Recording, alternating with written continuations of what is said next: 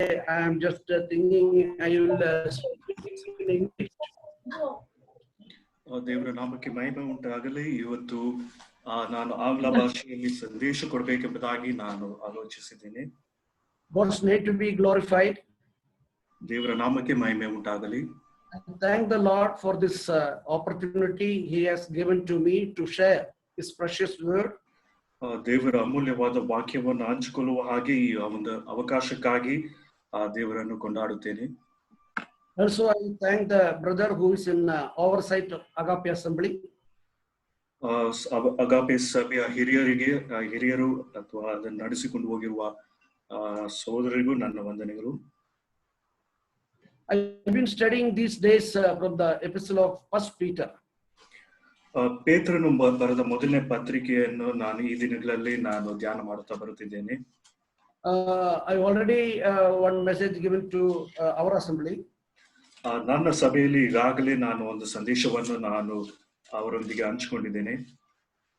God the Holy Spirit led me to share from this book. ಪವಿತ್ರ ಆತ್ಮನು ಈ ಒಂದು ಪತ್ರದಿಂದ ವಾಕ್ಯ ಸಂದೇಶವನ್ನು ಹಂಚಿಕೊಳ್ಳುವ ಹಾಗೆ ನನ್ನನ್ನು ಪ್ರೇರೇಪಿಸಿದ್ದಾನೆ. Before we go into the details, a little bit will explain from the background of this book. ದೇವರ ವಾಕ್ಯಕ್ಕೆ ಹೋಗುವುದಕ್ಕೆ ಮುಂಚಿತವಾಗಿ ಈ ಒಂದು ಪತ್ರಿಕೆಯ ಹಿನ್ನೆಲೆಯನ್ನು ನಾನು ನಿಮಗೆ ತಿಳಿಸಿಕೊಡ್ತೇನೆ. This book has been written about 64 to 67 AD. ಈ ಒಂದು ಪುಸ್ತಕ ಕ್ರಿಸ್ತ ಶಕ 64ನೇ ವರ್ಷದಲ್ಲಿ ಈ ಒಂದು ಪುಸ್ತಕ ಬರೆಯಲ್ಪಟ್ಟಿದೆ. 64 to 67 during it is not exactly years, 64 to 67 approximately. ಕ್ರಿಸ್ತ ಶಕ 64ರಿಂದ 67ನೇ ವರ್ಷದಲ್ಲಿ ಈ ಒಂದು ಪತ್ರ ಬರೆಯಲ್ಪಟ್ಟಿದೆ. From the internal and outer evidence, author of this book is Apostle Peter. ಈ ಒಂದು ಪತ್ರಿಕೆಯ ಬರಗಾರನು ಪೇತ್ರನು ಎಂಬುದಾಗಿ ಈ ಒಂದು ಪತ್ರದಿಂದ ಮತ್ತು ಹೊರಗೆ ಇರುವ ಒಂದು ವಿಷಯದಿಂದ ನಾವು ಅರ್ಥ ಮಾಡಿಕೊಳ್ಳಬಹುದು. At the time of this book, writing of this book, the Roman emperor Nero was on the throne. ಈ ಒಂದು ಪತ್ರವನ್ನು ಬರೆಯುತ್ತಿರುವಾಗ ರೋಮಾ ಚಕ್ರವರ್ತಿ ನೀರೋ ಆತನು ಅಧಿಕಾರದಲ್ಲಿ ಅಥವಾ ಆಳ್ವಿಕೆ ಮಾಡುತ್ತಿದ್ದನು. The receptive, the book has been written to many places. The believers are living in many places. That can be see chapter 1 verse 1. 1ನೇ ಅಧ್ಯಾಯ 1-2ನೇ ವಚನಗಳಲ್ಲಿ ನಾವು ನೋಡುವಾಗ ವಿಶ್ವಾಸಿಗಳು ಬೇರೆ ಬೇರೆ ಸ್ಥಳದಲ್ಲಿ ಚದರಿರುವಂತಹ ಇಂಥ ಜನರಿಗೆ ಈ ಒಂದು ಪತ್ರ ಬರೆಯಲ್ಪಟ್ಟಿದೆ. I will read verse 1 and 2. Chapter 1 verses 1 and 2. Peter, an apostle of Jesus Christ, to the pilgrims of the dispersion of Pontus, Galatia, Cappadocia, Asia, and Bithynia, elect according to the foreknowledge of God the Father in sanctification of the Spirit, for obedience and sprinkling of the blood of Jesus Christ. ಮೊದಲು 2 ವಾಕ್ಯಗಳನ್ನು ನಾವು ಓದಿಕೊಳ್ಳೋಣ. ಪೇತ್ರನು ಬರೆದ ಮೊದಲನೇ ಪತ್ರಿಕೆ 1ನೇ ಅಧ್ಯಾಯ 1-2 ವಚನಗಳು. ಯೇಸು ಕ್ರಿಸ್ತನ ಅಪೊಸ್ತಲನಾದ ಪೇತ್ರನು ಪೊಂತ್ಯ, ಗಲಾತ್ಯ, ಕಪ್ಪದೋಕ್ಯ, ಆಸಿಯಾ, ಬಿಥುನ್ಯ ಎಂಬ ಸೀಮೆಗಳಲ್ಲಿ ಚದುರಿರುವಂತಹ ಪ್ರವಾಸಿಗಳಾದ ದೇವಜನರಿಗೆ, ಅಂದರೆ ಪವಿತ್ರಾತ್ಮನಿಂದ ಪ್ರತಿಷ್ಠಿಸಲ್ಪಟ್ಟವರಾಗಿ ದೇವರಿಗೆ ವಿಧೇಯರಾಗುವುದಕ್ಕೂ ಯೇಸು ಕ್ರಿಸ್ತನ ರಕ್ತದಿಂದ ಪ್ರೋಕ್ಷಿತರಾಗುವುದಕ್ಕೂ ತಂದೆಯಾದ ದೇವರ ಭವಿಷ್ಯ ಜ್ಞಾನಾನುಸಾರವಾಗಿ ಆರಿಸಿಕೊಳ್ಳಲ್ಪಟ್ಟವರಿಗೆ ಬರೆಯುವುದೇನೆಂದರೆ, ನಿಮಗೆ ಕೃಪೆಯೂ ಶಾಂತಿಯೂ ಹೆಚ್ಚೆಚ್ಚಾಗಿ ದೊರೆಯಲಿ. The theme of the book is Christian hope in the time of trials. ಶ್ರಮೆ ಅಥವಾ ಸಂಕಟದ ಸಮಯದಲ್ಲಿ ಒಂದು ನಿರೀಕ್ಷೆ ಎಂಬ ಈ ಒಂದು ಪ್ರಸ್ತಾಪವನ್ನು ನಾವು ನೋಡಬಹುದು. The purpose of the book is written in the verse chapter 5 verse 12. 5ನೇ ಅಧ್ಯಾಯ 12ನೇ ವಚನದಲ್ಲಿ ಈ ಪತ್ರದ ಮುಖ್ಯ ಉದ್ದೇಶ ಏನೆಂಬುದಾಗಿ ನಾವು ಆ ವಾಕ್ಯದಲ್ಲಿ ನಾವು ಕಾಣಬಹುದು. That I will read chapter 5 verse 12. 5ನೇ ಅಧ್ಯಾಯ 12ನೇ ವಚನ. By Silvanus, our faithful brother, as I consider him, I have written to you briefly, exhorting to testifying that this is the true grace of God in which you stand. ನಿಮ್ಮನ್ನು ಎಚ್ಚರಿಸುವುದಕ್ಕೂ ಇದೇ ದೇವರ ನಿಜವಾದ ಕೃಪೆ ಎಂದು ಸಾಕ್ಷಿ ಹೇಳುವುದಕ್ಕೂ ನಾನು ಸಂಕ್ಷೇಪವಾಗಿ ಬರೆದು ನಂಬಿಗಸ್ತನಾದ ಸಹೋದರನೆಂದು ನಾನೆನಿಸುವ ಸಿಲ್ವಾನನ ಕೈಯಲ್ಲಿ ಇದನ್ನು ಕಳುಹಿಸಿದ್ದೇನೆ. ಈ ನಿಜವಾದ ಕೃಪೆಯಲ್ಲಿ ನಿಲ್ಲಿರಿ. The New Testament authors have different titles has been given from outside the other people. ಹೊರಗಿನ ಜನರು ಈ ಒಂದು ಹೊಸ ಒಡಂಬಡಿಕೆಯ ವಿಷಯಕ್ಕೆ ಬೇರೆ ಬೇರೆ ಒಂದು ಶಿರೋನಾಮ ಅಥವಾ ಒಂದು ಪ್ರಸ್ತಾಪವನ್ನು ಅವರು ಕೊಟ್ಟಿದ್ದಾರೆ. It is for others, for the authors of the New Testament books. ಹೊಸ ಒಡಂಬಡಿಕೆಯ ಬರಗಾರರಿಗೆ ಒಂದು ಹೆಸರನ್ನು ಅಥವಾ ಶಿರೋನಾಮವನ್ನು ಕೊಟ್ಟಿದ್ದಾರೆ. Peter has been called the apostle of hope. ಪೇತ್ರನು ನಿರೀಕ್ಷೆಯ ಅಪೊಸ್ತಲನು ಎಂಬುದಾಗಿ ಕರೆಯಲ್ಪಟ್ಟಿದ್ದಾನೆ. John has been called the apostle of love. ಅಪೊಸ್ತಲನಾದ ಯೋಹಾನನು ಪ್ರೀತಿಯ ಅಪೊಸ್ತಲನು ಎಂಬುದಾಗಿ ಕರೆಯಲ್ಪಟ್ಟಿದ್ದಾನೆ. Paul has been called the apostle of faith. ಪೌಲನು ನಂಬಿಕೆಯ ಅಪೊಸ್ತಲನು ಎಂಬ ಒಂದು ಹೆಸರು ಆತನಿಗೆ ಉಂಟು. So these three titles we can see in 1 Corinthians chapter 13 verse 30. ಕೊರಿಂಥದವರಿಗೆ ಬರೆದ ಮೊದಲನೇ ಪತ್ರಿಕೆ 13ನೇ ಅಧ್ಯಾಯ 13ನೇ ವಚನದಲ್ಲಿ ಈ ಒಂದು ಶಿರೋನಾಮವನ್ನು ನಾವು ಗಮನಿಸಬಹುದು. So Peter is the apostle of hope. ಪೇತ್ರನು ಆತನು ಅಪೊಸ್ತಲನಾದ ನಿರೀಕ್ಷೆಯ ಅಪೊಸ್ತಲನು ಎಂಬುದಾಗಿ through trials and difficulties. ಈ ಒಂದು ಪತ್ರವನ್ನು ಆತನು ಬರೆಯುತ್ತಿದ್ದ ಪೇತ್ರನು ಅನೇಕ ಶ್ರಮೆ ಸಂಕಟಗಳನ್ನು ಹಾದು ಹೋಗುತ್ತಿದ್ದ ಒಬ್ಬ ವ್ಯಕ್ತಿಯಾಗಿದ್ದನು. Even though Peter was not studied much like me, ನನ್ನ ಹಾಗೆ ಪೇತ್ರನಿಗೆ ಹೆಚ್ಚು ವಿದ್ಯಾಭ್ಯಾಸ ಇಲ್ಲದಿದ್ದರೂ yet Holy Spirit was helped him to pen this book. ಆದ್ರೆ ಪವಿತ್ರಾತ್ಮನು ಪೇತ್ರನನ್ನು ಸಹಾಯಿಸಿ ಈ ಒಂದು ಪತ್ರವನ್ನು ಬರೆಯುವ ಹಾಗೆ ಪ್ರೇರೇಪಿಸಿದ್ದಾನೆ. In this epistles he has dealt many weighty theological subjects. ಈ ಪತ್ರಿಕೆಗಳಲ್ಲಿ ಅಪೊಸ್ತಲನಾದ ಪೇತ್ರನು ಆತನು ತುಂಬಾ ಆಳವಾದ ಬೋಧನೆ ವಿಷಯವಾಗಿ ಆತನು ಬರೆದಿದ್ದಾನೆ.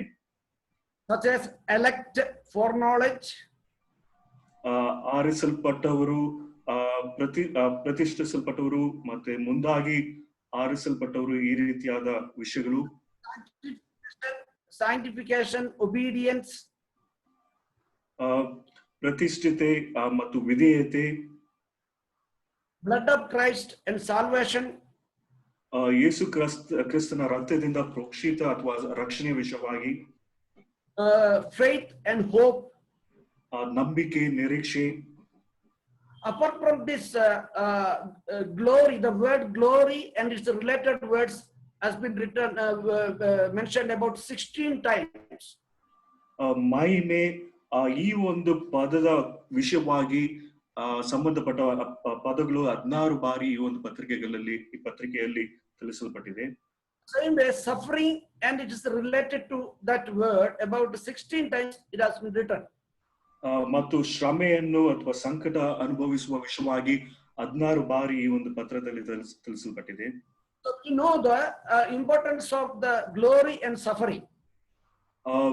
ಮಹಿಮೆ ನಂತರ ಶ್ರಮೆ, ಇದರ ಒಂದು ಪದ ಪ್ರಯೋಗದ ಪ್ರಾಮುಖ್ಯತೆಯನ್ನು ಅರ್ಥ ಮಾಡಿಕೊಳ್ಳಬೇಕು. So today, surrounding these two words only, I want to focus your attention. ಈ ಎರಡು ಪದಗಳ ಮೇಲೆ ನನ್ನ ಒಂದು ಗಮನವನ್ನು ಇಂದು ಸಂಜೆ ನಾನು ಈ ಒಂದು ಪದಗಳ ಮೇಲೆ ನಾನು ಗಮನವನ್ನು ಸಲ್ಲಿಸುತ್ತೇನೆ. Somebody has said like this, that without cross there is no crown. ಒಬ್ಬರು ಈ ರೀತಿಯಾಗಿ ಅವರು ಹೇಳಿದ್ದಾರೆ, ಶ್ರಮೆ ಇಲ್ಲದೆ ಕಿರೀಟವಿಲ್ಲ, ಶಿಲುಬೆ ಇಲ್ಲದೆ ಕಿರೀಟವಿಲ್ಲ. Without cross there is no crown. ಶಿಲುಬೆ ಇಲ್ಲದೆ ಕಿರೀಟವಿಲ್ಲ. When we see our Lord Jesus Christ, ನಮ್ಮ ಕರ್ತನಾದ ಯೇಸು ಕ್ರಿಸ್ತನ ವಿಷಯವಾಗಿ ನಾವು ನೋಡುವಾಗ same concept will go through with him. ಈ ಒಂದು ಹೇಳುವಿಕೆ ಕರ್ತನಾದ ಯೇಸು ಕ್ರಿಸ್ತನ ಜೀವಿತದಲ್ಲಿ ನಾವು ಅಳವಡಿಸಬಹುದು. During the travel towards Emmaus, ಯಮಾವು ಒಂದು ದಾರಿಯಲ್ಲಿ He spoke to disciples. ಕರ್ತನಾದ ಯೇಸು He ಕ್ರಿಸ್ತನು spoke. That conversation we can read in chapter 24, verses 25 and 26. Chapter 24, verse 25 and 26, I'll read. Then he said to them, "O foolish ones, and slow of heart to believe in all that the prophets have spoken. Ought not the Christ to have suffered these things and to enter into his glory?" Brother, can you repeat the book and the reference? That is the conversation we will get from Luke 24, verses 25 and 26. ಲೂಕನು ಬರೆದ ಸುವಾರ್ತೆ 24ನೇ ಅಧ್ಯಾಯದಲ್ಲಿ 25 ಮತ್ತು 26ನೇ ವಚನದಲ್ಲಿ ಕರ್ತನಾದ ಯೇಸು ಕ್ರಿಸ್ತನು ಎಮ್ಮಾವು ದಾರಿಯಲ್ಲಿ ಇಬ್ಬರು ಶಿಷ್ಯರೊಂದಿಗೆ ಆತನು ಮಾತನಾಡಿದ ಒಂದು ಮಾತುಗಳನ್ನು ನಾವು ಈ ವಾಕ್ಯದಲ್ಲಿ ಓದಬಹುದು. So please read, brother, by at least 26. ಲೂಕನು ಬರೆದ ಸುವಾರ್ತೆ 24ನೇ ಅಧ್ಯಾಯ 26ನೇ ವಚನದಲ್ಲಿ ಕ್ರಿಸ್ತನು ಇಂತಹ ಶ್ರಮೆಗಳನ್ನು ಅನುಭವಿಸಿ ತನ್ನ ಮಹಾ ಪದವಿಗೆ ಸೇರುವುದು ಅಗತ್ಯವಾಗಿತ್ತಲ್ಲವೇ ಎಂದು ಹೇಳಿದನು. So in the New Testament, many places wherever suffering is were written, that then follows glory. ಹೊಸ ಒಡಂಬಡಿಕೆಯಲ್ಲಿ ಒಂದು ಶ್ರಮೆಯ ವಿಷಯವಾಗಿ ಅದು ಎಲ್ಲೆಲ್ಲಿ ಅದು ಬರೆಯಲ್ಪಟ್ಟಿದೆಯೋ ಅದು ಮಹಾ ಪದವಿಗೆ ಅಥವಾ ಮಹಿಮೆಗೆ ಅದು ಸಂಬಂಧಪಟ್ಟಿರುತ್ತದೆ. Not all the places, but many of the places it is suffering will come following glory. ಎಲ್ಲಾ ಒಂದು ವಾಕ್ಯ ಭಾಗಗಳಲ್ಲಿ ಅಥವಾ ಬಹುತೇಕ ವಾಕ್ಯ ಭಾಗಗಳಲ್ಲಿ ಶ್ರಮೆ ಎಂಬುದಾಗಿ ತಿಳಿಸಲ್ಪಟ್ಟಿರುವ ವಾಕ್ಯಗಳಲ್ಲಿ ಅದು ಮಹಿಮೆಗೆ ಅದು ಸಂಬಂಧಪಟ್ಟವಾಗಿರುತ್ತದೆ.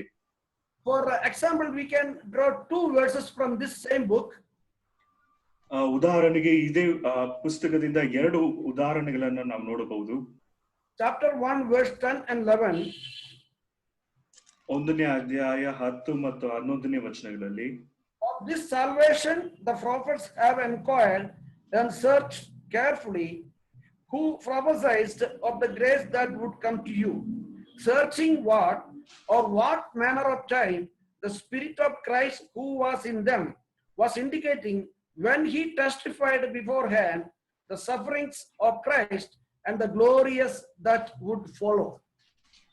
ಪೇತ್ರನು ಬರೆದ ಮೊದಲನೇ ಪತ್ರಿಕೆ 1ನೇ ಅಧ್ಯಾಯ 10 11ನೇ ವಚನಗಳು, ದೇವರು ನಿಮಗೆ ತೋರಿಸಿರುವ ಕೃಪೆಯನ್ನು ಕುರಿತು ಮುಂತಿಳಿಸಿದ ಪ್ರವಾದಿಗಳು ಈ ರಕ್ಷಣೆ ವಿಷಯದಲ್ಲಿ ಸೂಕ್ಷ್ಮವಾಗಿ ವಿಚಾರಿಸಿ ಪರಿಶೋಧನೆ ಮಾಡಿದರು. ತಮ್ಮಲ್ಲಿದ್ದ ಕ್ರಿಸ್ತನ ಆತ್ಮನು ಕ್ರಿಸ್ತನಿಗೆ ಬರಬೇಕಾದ ಬಾಧೆಗಳನ್ನು ಅವುಗಳ ತರುವಾಯ ಉಂಟಾಗುವ ಪ್ರಭಾವವನ್ನು ಮುಂದಾಗಿ ತಿಳಿಸಿದಾಗ ಅದನ್ನು ಯಾವ ಕಾಲವನ್ನು ಇಲ್ಲವೇ ಎಂಥ ಕಾಲವನ್ನು ಸೂಚಿಸುವನೆಂಬುದನ್ನು ಅವರು ಪರಿಶೋಧನೆ ಮಾಡಿದರು. Luke 24:26 we saw for Christ he should suffer and then glorify him. ಲೂಕನು ಬರೆದ ಸುವಾರ್ತೆ 24-26ನೇ ವಚನದಲ್ಲಿ ಕ್ರಿಸ್ತನು ಇಂತಹ ಶ್ರಮೆಗಳನ್ನು ಅನುಭವಿಸಿ ತನ್ನ ಮಹಾ ಪದವಿಗೆ ಸೇರುವನು ಎಂಬುದಾಗಿ ನಾವು ಓದಿದೆವು. Here also just now we read that about Lord Jesus Christ only, his suffering and glory. ಮತ್ತು ಪೇತ್ರನು ಬರೆದ ಪತ್ರಿಕೆಯಲ್ಲಿಯೂ ಸಹ ಕರ್ತನಾದ ಯೇಸು ಕ್ರಿಸ್ತನ ಶ್ರಮೆ ನಂತರ ಬರಬೇಕಾದ ಉಂಟಾಗುವ ಪ್ರಭಾವ ಅಥವಾ ಮಹಿಮೆ ವಿಷಯವಾಗಿಯೂ ನಾವು ಓದಿದೆವು. Then one more verse, it is been speaking about believers. Chapter 5 verse. ಮತ್ತೊಂದು ವಾಕ್ಯ ಭಾಗದಲ್ಲಿ ವಿಶ್ವಾಸಿಗಳ ವಿಷಯವಾಗಿ ಅಲ್ಲಿ ಮಾತನಾಡುತ್ತಿದೆ. Chapter 5 verse 10. 5ನೇ ಅಧ್ಯಾಯ 10ನೇ ವಚನ. But may the God of all grace, who called us to his eternal glory by Christ Jesus, after you have suffered a while, perfect, establish, strengthen and settle you. 5ನೇ ಅಧ್ಯಾಯ 10ನೇ ವಚನ. ಕ್ರಿಸ್ತನಲ್ಲಿ ನಿಮ್ಮನ್ನು ತನ್ನ ನಿತ್ಯ ಪ್ರಭಾವಕ್ಕೆ ಕರೆದು ಕೃಪಾಪೂರ್ಣನಾದ ದೇವರು ತಾನೇ ನೀವು ಸ್ವಲ್ಪ ಕಾಲ ಬಾಧೆ ಪಟ್ಟ ಮೇಲೆ ನಿಮ್ಮನ್ನು ಯೋಗ್ಯ ಸ್ಥಿತಿಗೆ ತಂದು ನೆಲೆಗೊಳಿಸಿ ಬಲಪಡಿಸುವನು. So about Lord Jesus Christ also suffering and glory. ಕರ್ತನಾದ ಯೇಸು ಕ್ರಿಸ್ತನ ವಿಷಯವಾಗಿಯೂ ಆತನು ಮೊದಲು ಶ್ರಮೆಯನ್ನು ಅನುಭವಿಸಿ ನಂತರ ಮಹಾ ಪದವಿಗೆ ಅಥವಾ ಮಹಿಮೆಯನ್ನು ಹೊಂದಿದನು. Believer is concerned for them also suffering and glory. ವಿಶ್ವಾಸಿಗಳ ವಿಷಯವಾಗಿಯೂ ಮೊದಲು ಅವರು ಬಾಧೆ ಪಟ್ಟು ನಂತರ ಅವರಿಗೆ ಮಹಾ ಪದವಿ ಅಥವಾ ಮಹಿಮೆ ಹೊಂದುವರು. This is the small introduction about this book. ಈ ಒಂದು ಪತ್ರಿಕೆಯ ಒಂದು ಕಿರು ಪರಿಚಯ ಇದಾಗಿದೆ. From these epistles, I draw, or we can draw, some 7 points. ಈ ಒಂದು some 7 points. ಈ ಒಂದು ಪತ್ರಿಕೆಯಿಂದ 7 ಅಂಶಗಳನ್ನು ನಾವು ಕಲಿತುಕೊಳ್ಳಬಹುದು. The one, we were wretched sinners in the past. ಮೊದಲನೇದು, ನಾವು ಹಿಂದೆ ದುಷ್ಟರು ಅಥವಾ ಪಾಪಿಗಳು ಅಥವಾ ಹೀನಾಯವಾದ ಪಾಪಿಗಳಾಗಿದ್ದೆವು. Second, the charactership of our God. ಎರಡನೇದು, ಕರ್ತನಾದ ಯೇಸು ಕ್ರಿಸ್ತನ ಗುಣಲಕ್ಷಣ.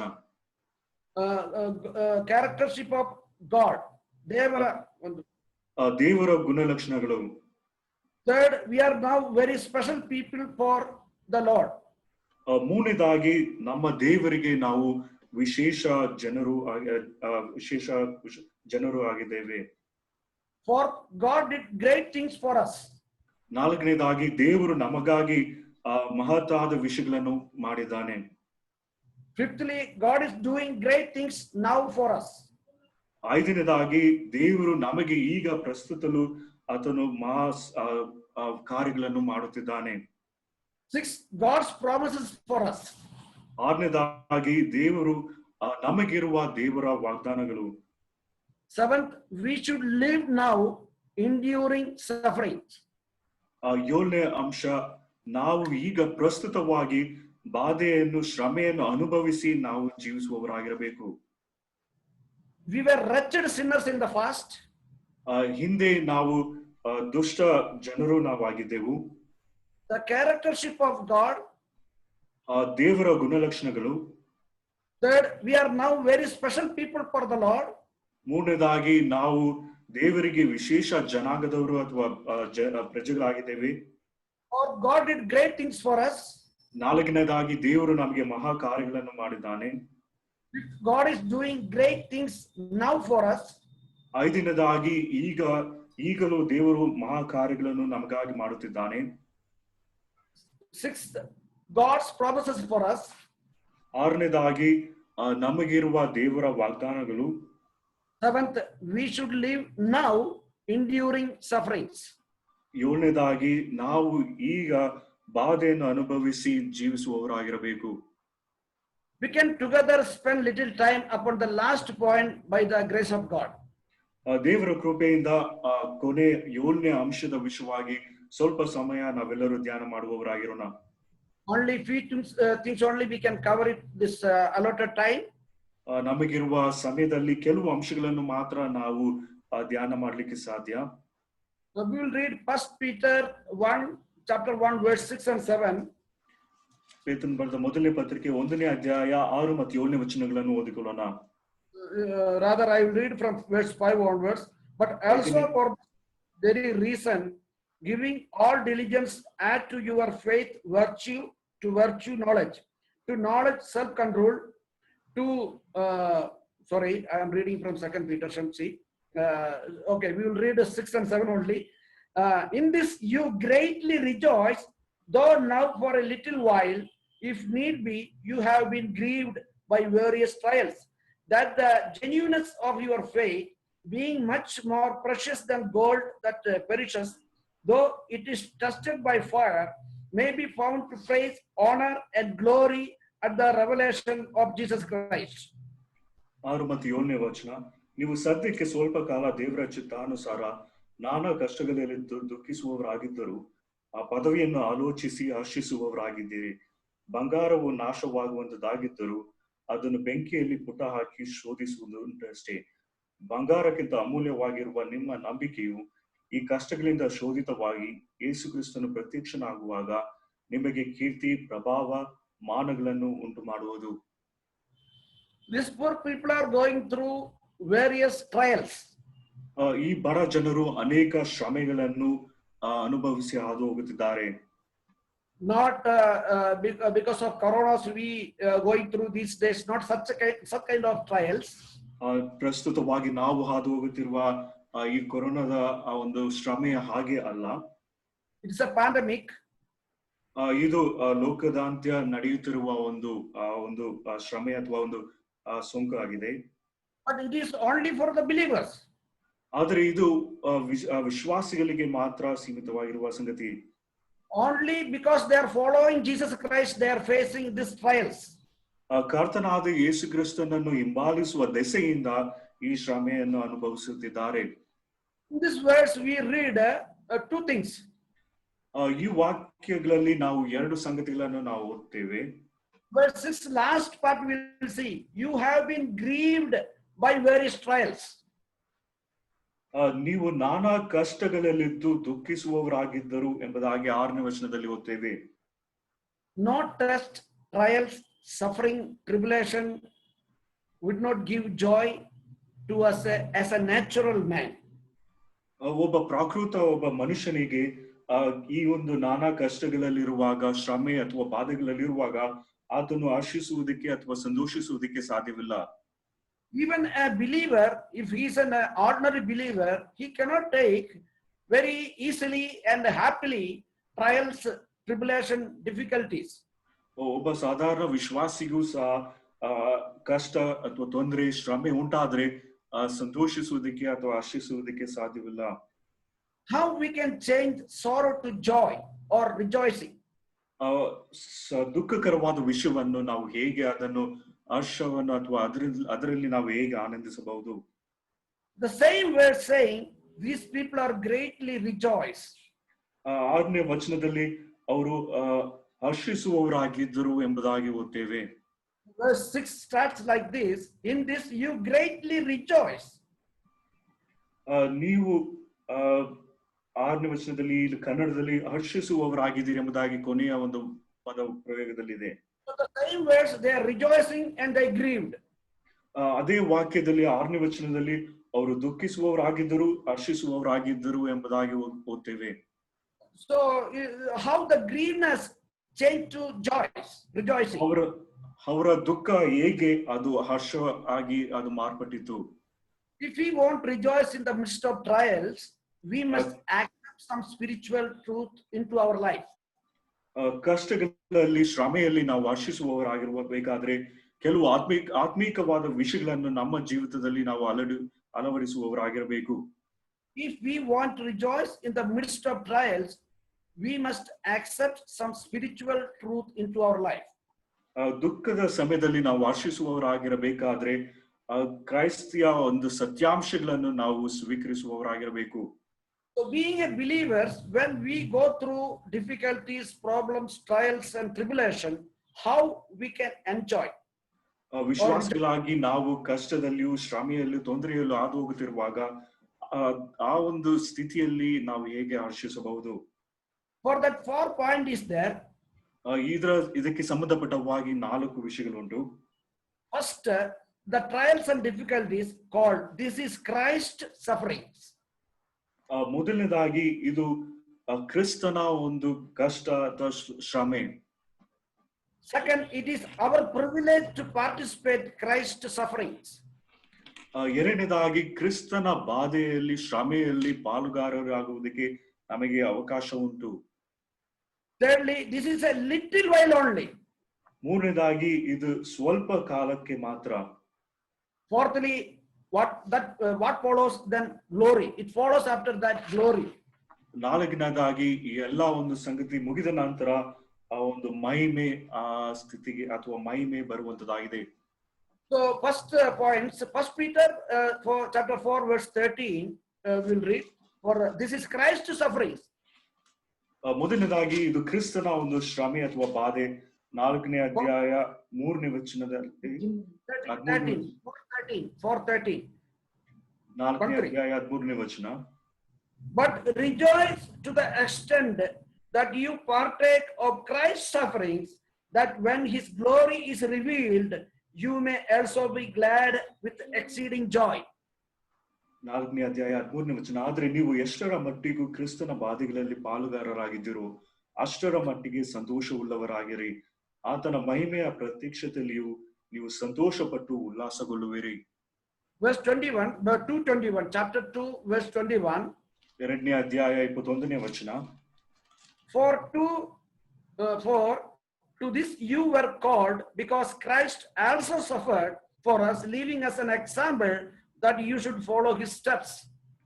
2ನೇ ಅಧ್ಯಾಯ 21ನೇ ವಚನ. ಇದಕ್ಕಾಗಿಯೇ ನೀವು ಕರೆಯಲ್ಪಟ್ಟಿರಿ, ಕ್ರಿಸ್ತನು ಸಹ ನಿಮಗೋಸ್ಕರ ಬಾಧೆಯನ್ನು ಅನುಭವಿಸಿ ನೀವು ತನ್ನ ಹೆಜ್ಜೆಯ ಜಾಡಿನಲ್ಲಿ ನಡೆಯಬೇಕೆಂದು ಮಾದರಿಯನ್ನು ತೋರಿಸಿ ಹೋದನು. So how we can rejoice in the trials and difficulties? ಶ್ರಮೆ ಬಾಧೆಯಲ್ಲಿ ನಾವು ಹೇಗೆ ಹರ್ಷಿಸಬಹುದು? That the trials and difficulties should be in the name of Christ. It is the Christ sufferings. ಕರ್ತನಾದ ಯೇಸು ಕ್ರಿಸ್ತನ ನಿಮಿತ್ತ ಬರುವ ಒಂದು ಬಾಧೆ ಶ್ರಮೆ ಅಥವಾ ಕ್ರಿಸ್ತನ ಬಾಧೆ ಶ್ರಮೆಗಳಾಗಿರಬೇಕು. Being a Christian, we must love our Savior and must identify with him and his sufferings. ಕ್ರೈಸ್ತರಾಗಿ ನಾವು ಕ್ರಿಸ್ತನನ್ನು ಪ್ರೀತಿಸಬೇಕು ಮತ್ತು ಕ್ರಿಸ್ತನ ಒಂದು ಶ್ರಮೆಯಲ್ಲಿ ಬಾಧೆಯಲ್ಲಿ ನಾವು ಗುರುತಿಸಿಕೊಳ್ಳಬೇಕು. It very clearly says it is not any other thing, it is a Christ sufferings. ಇಲ್ಲಿ ಸ್ಪಷ್ಟವಾಗಿ ತಿಳಿಸುವ ವಿಷಯವೇನೆಂದ್ರೆ ಇದು ಕ್ರಿಸ್ತನ ನಿಮಿತ್ತ ಅಥವಾ ಕ್ರಿಸ್ತನ ನಾಮದ ನಿಮಿತ್ತ ಬರುವ ಶ್ರಮೆ. Why it is saying Christ sufferings? ಇದು ಯಾಕೆ ಕ್ರಿಸ್ತನ ಒಂದು ಶ್ರಮೆ ಬಾಧೆ ಎಂಬುದಾಗಿ ಕರೆಯಲ್ಪಟ್ಟಿದೆ? Because he was suffering without any sin, without any wrongdoing. ಕ್ರಿಸ್ತನು ಯಾವ ಒಂದು ಪಾಪ ಮಾಡದೇ ಇದ್ದರೂ ಸಹ ಆತನು ಶ್ರಮೆಯನ್ನು ಬಾಧೆಯನ್ನು ಅನುಭವಿಸಿದನು. Because he was suffering without doing any sin, any wrong. ಯಾವ ಒಂದು ತಪ್ಪಾದ ವಿಷಯವನ್ನು ಅಥವಾ ಯಾವ ಪಾಪ ಮಾಡದೆ ಕ್ರಿಸ್ತನು ಸಹ ಶ್ರಮೆಯನ್ನು ಬಾಧೆಯನ್ನು ಅನುಭವಿಸಿದನು. The same way we should suffer in that way. That kind of suffering only Christ suffering. ಅದೇ ರೀತಿಯಾಗಿ ನಾವು ಶ್ರಮೆಯನ್ನು ಅನುಭವಿಸುವುದಾದ್ರೆ ಅದು ಕ್ರಿಸ್ತನ ಒಂದು ಶ್ರಮೆ ಅಥವಾ ಕ್ರಿಸ್ತನ ಬಾಧೆ ಆಗಿರುತ್ತದೆ. Peter says chapter 4 verse 15. 4ನೇ ಅಧ್ಯಾಯ 15ನೇ ವಚನದಲ್ಲಿ ಪೇತ್ರನು ಹೇಳುವುದೇನೆಂದ್ರೆ, but let none of you suffer as a murderer, a thief, an evildoer, or as a busybody in other people's matters. ನಿಮ್ಮಲ್ಲಿ ಯಾವನಾದರೂ ಕೊಲೆಗಾರನು, ಕಳ್ಳನು, ದುಷ್ಟನು, ಪರ ಕಾರ್ಯಗಳಲ್ಲಿ ತಲೆ ಹಾಕುವವನು ಆಗಿದ್ದು ಶಿಕ್ಷಾ ಪಾತ್ರನಾಗಬಾರದು. So the suffering should be only because we are following Lord Jesus Christ. That should come in that name. ಕರ್ತನಾಗಿ ಯೇಸು ಕ್ರಿಸ್ತನನ್ನು ಹಿಂಬಾಲಿಸುವ ದೆಸೆಯಿಂದ ಬರುವ ಒಂದು ಶ್ರಮೆ ಬಾಧೆ, ಅದು ಆ ಒಂದು ಶ್ರಮೆಯನ್ನು ಬಾಧೆಯನ್ನು ನಾವು ಅನುಭವಿಸುವವರಾಗಿರಬೇಕು. Because we are the disciples of Christ, we should if we get the sufferings, then that is the Christ suffering. ಕರ್ತನಾದ ಯೇಸು ಕ್ರಿಸ್ತನ ಶಿಷ್ಯರಾಗಿ ನಾವು ಬಾಧೆಯನ್ನು ಶ್ರಮೆಯನ್ನು ಅನುಭವಿಸುವಾಗ ಅದು ಕ್ರಿಸ್ತನ ಶ್ರಮೆ ಬಾಧೆ ಆಗಿರುತ್ತದೆ. This time we should examine ourselves. Do we have any that kind of sufferings in these days? ಈ ಪ್ರಸ್ತುತ ದಿನಗಳಲ್ಲಿ ಈ ದಿವಸಗಳಲ್ಲಿ ಇಂತಹ ಶ್ರಮೆ ಬಾಧೆ ನಾವು ಅನುಭವಿಸುತ್ತಿದ್ದೇವಾ ಎಂಬುದಾಗಿ ನಾವು ನಮ್ಮನ್ನೇ ಪರೀಕ್ಷಿಸಿಕೊಳ್ಳಬೇಕು.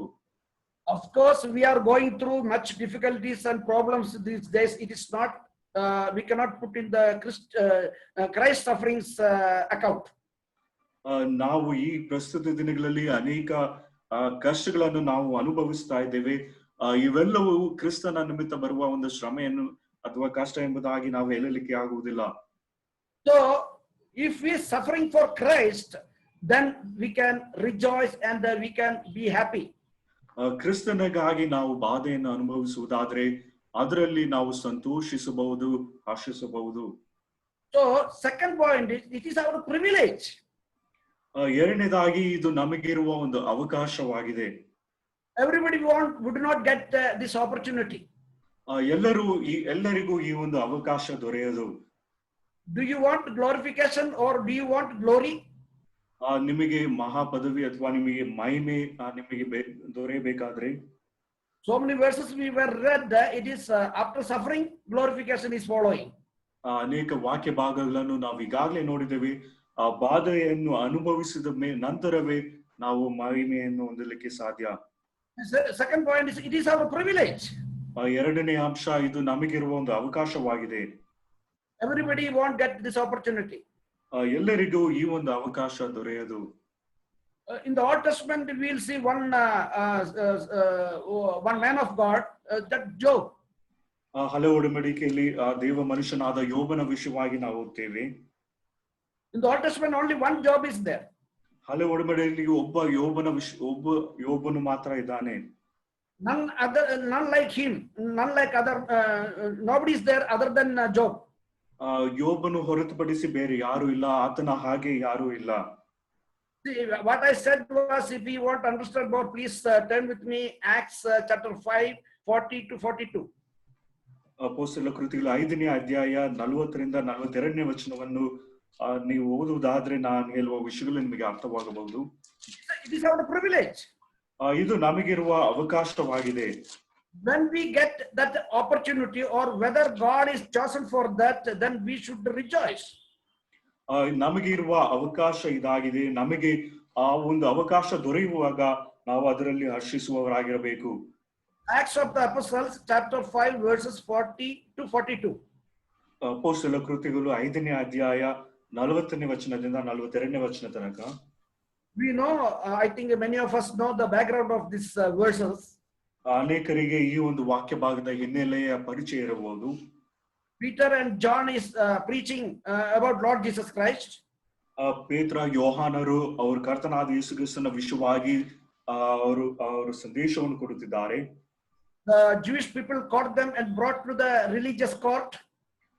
ಯಹೂದ್ಯರು ಅವರಿಬ್ಬರನ್ನು ಹಿಡಿದು ಒಂದು ಧಾರ್ಮಿಕವಾದ ಆಲಯಕ್ಕೆ ಅವರನ್ನು ಕರೆತರುತ್ತಾರೆ.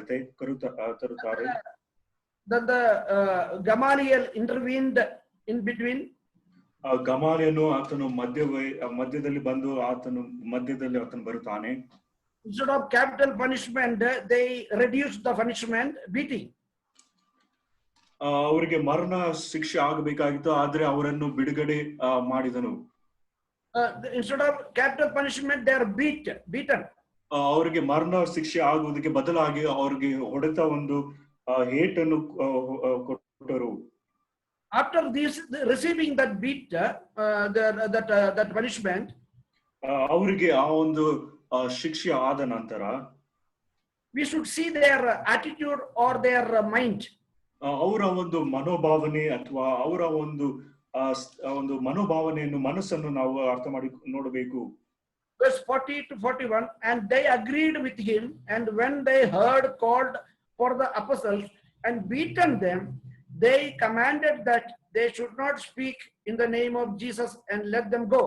So they departed from the presence of the council, rejoicing that they were counted worthy to suffer shame for his name.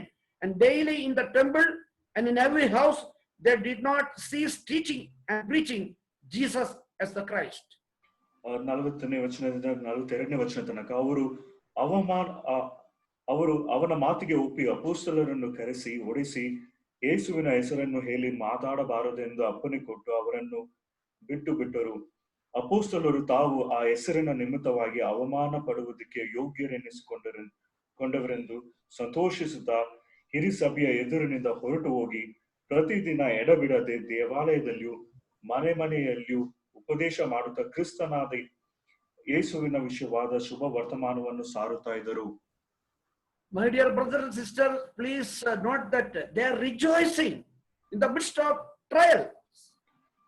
ಈ ಒಂದು ಕಷ್ಟ ಬಾಧೆಯ ಒಂದು ಸಮಯದಲ್ಲಿಯೂ ಸಹ ಅವರು ಸಂತೋಷಿಸುತ್ತಾ ಹೋದರು ಎಂಬುದಾಗಿ ನಾವು ವಾಕ್ಯದಲ್ಲಿ ನೋಡುತ್ತೇವೆ.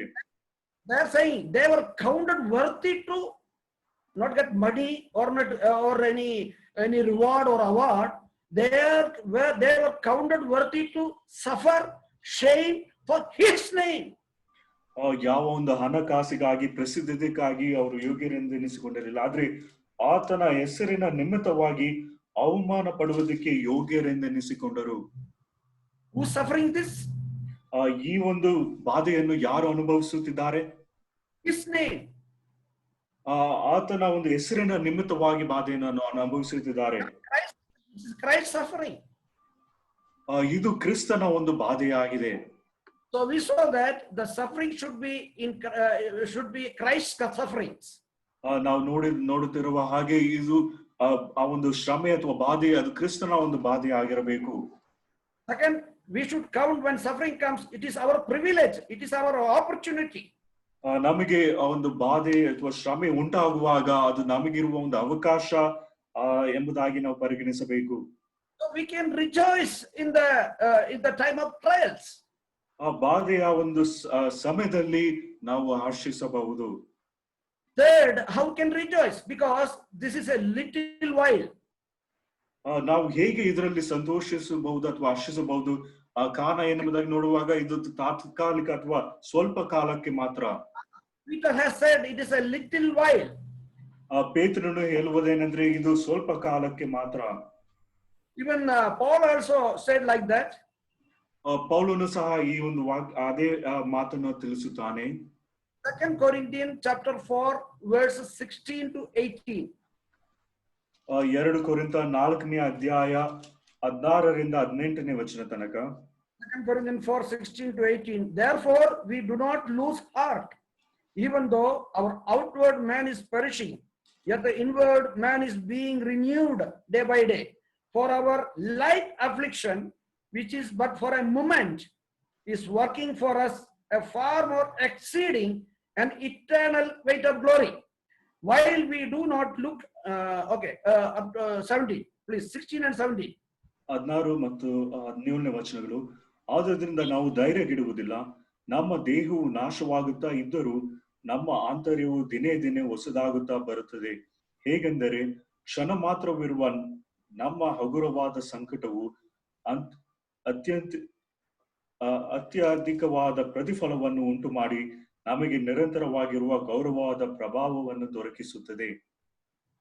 Here also you can notice that suffering or affliction and glory. ಇಲ್ಲಿ ಸಹ ನಾವು ಆ ಒಂದು ಶ್ರಮೆ, ಸಂಕಟ, ನಂತರ ಪ್ರಭಾವ ಅಥವಾ ಮಹಿಮೆ ಇದರ ವಿಷಯವಾಗಿ ನಾವು ಓದ್ತೇವೆ. For our light affliction, which is but for a moment, is working for us a far more exceeding and eternal weight of glory.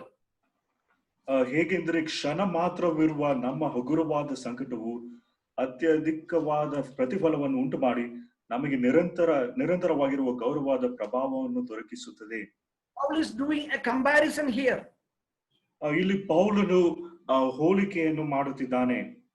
He is using two different kind of words, that is our light affliction but for a moment. ಇಲ್ಲಿ ಎರಡು ಪದ ಪ್ರಯೋಗವನ್ನು ನಾವು ನೋಡುತ್ತೇವೆ. ಕ್ಷಣ ಮಾತ್ರವಿರುವ ಹಗುರವಾದ ಸಂಕಟವು. We can ask Paul, brother Paul, really is it light affliction? ಪೌಲನಿಗೆ ನಾವು ಈ ರೀತಿಯಾಗಿ ಪ್ರಶ್ನಿಸಬಹುದು, ಸಹೋದರ ಪೌಲನೇ, ಇದು ನಿಜವಾಗ್ಲಿಯೂ ಹಗುರವಾದ ಸಂಕಟವಾಗಿದೆಯಾ? See, in the same book he has written the 2 Corinthians chapter 11 verses 22 to 32. We are not going to read all the verses.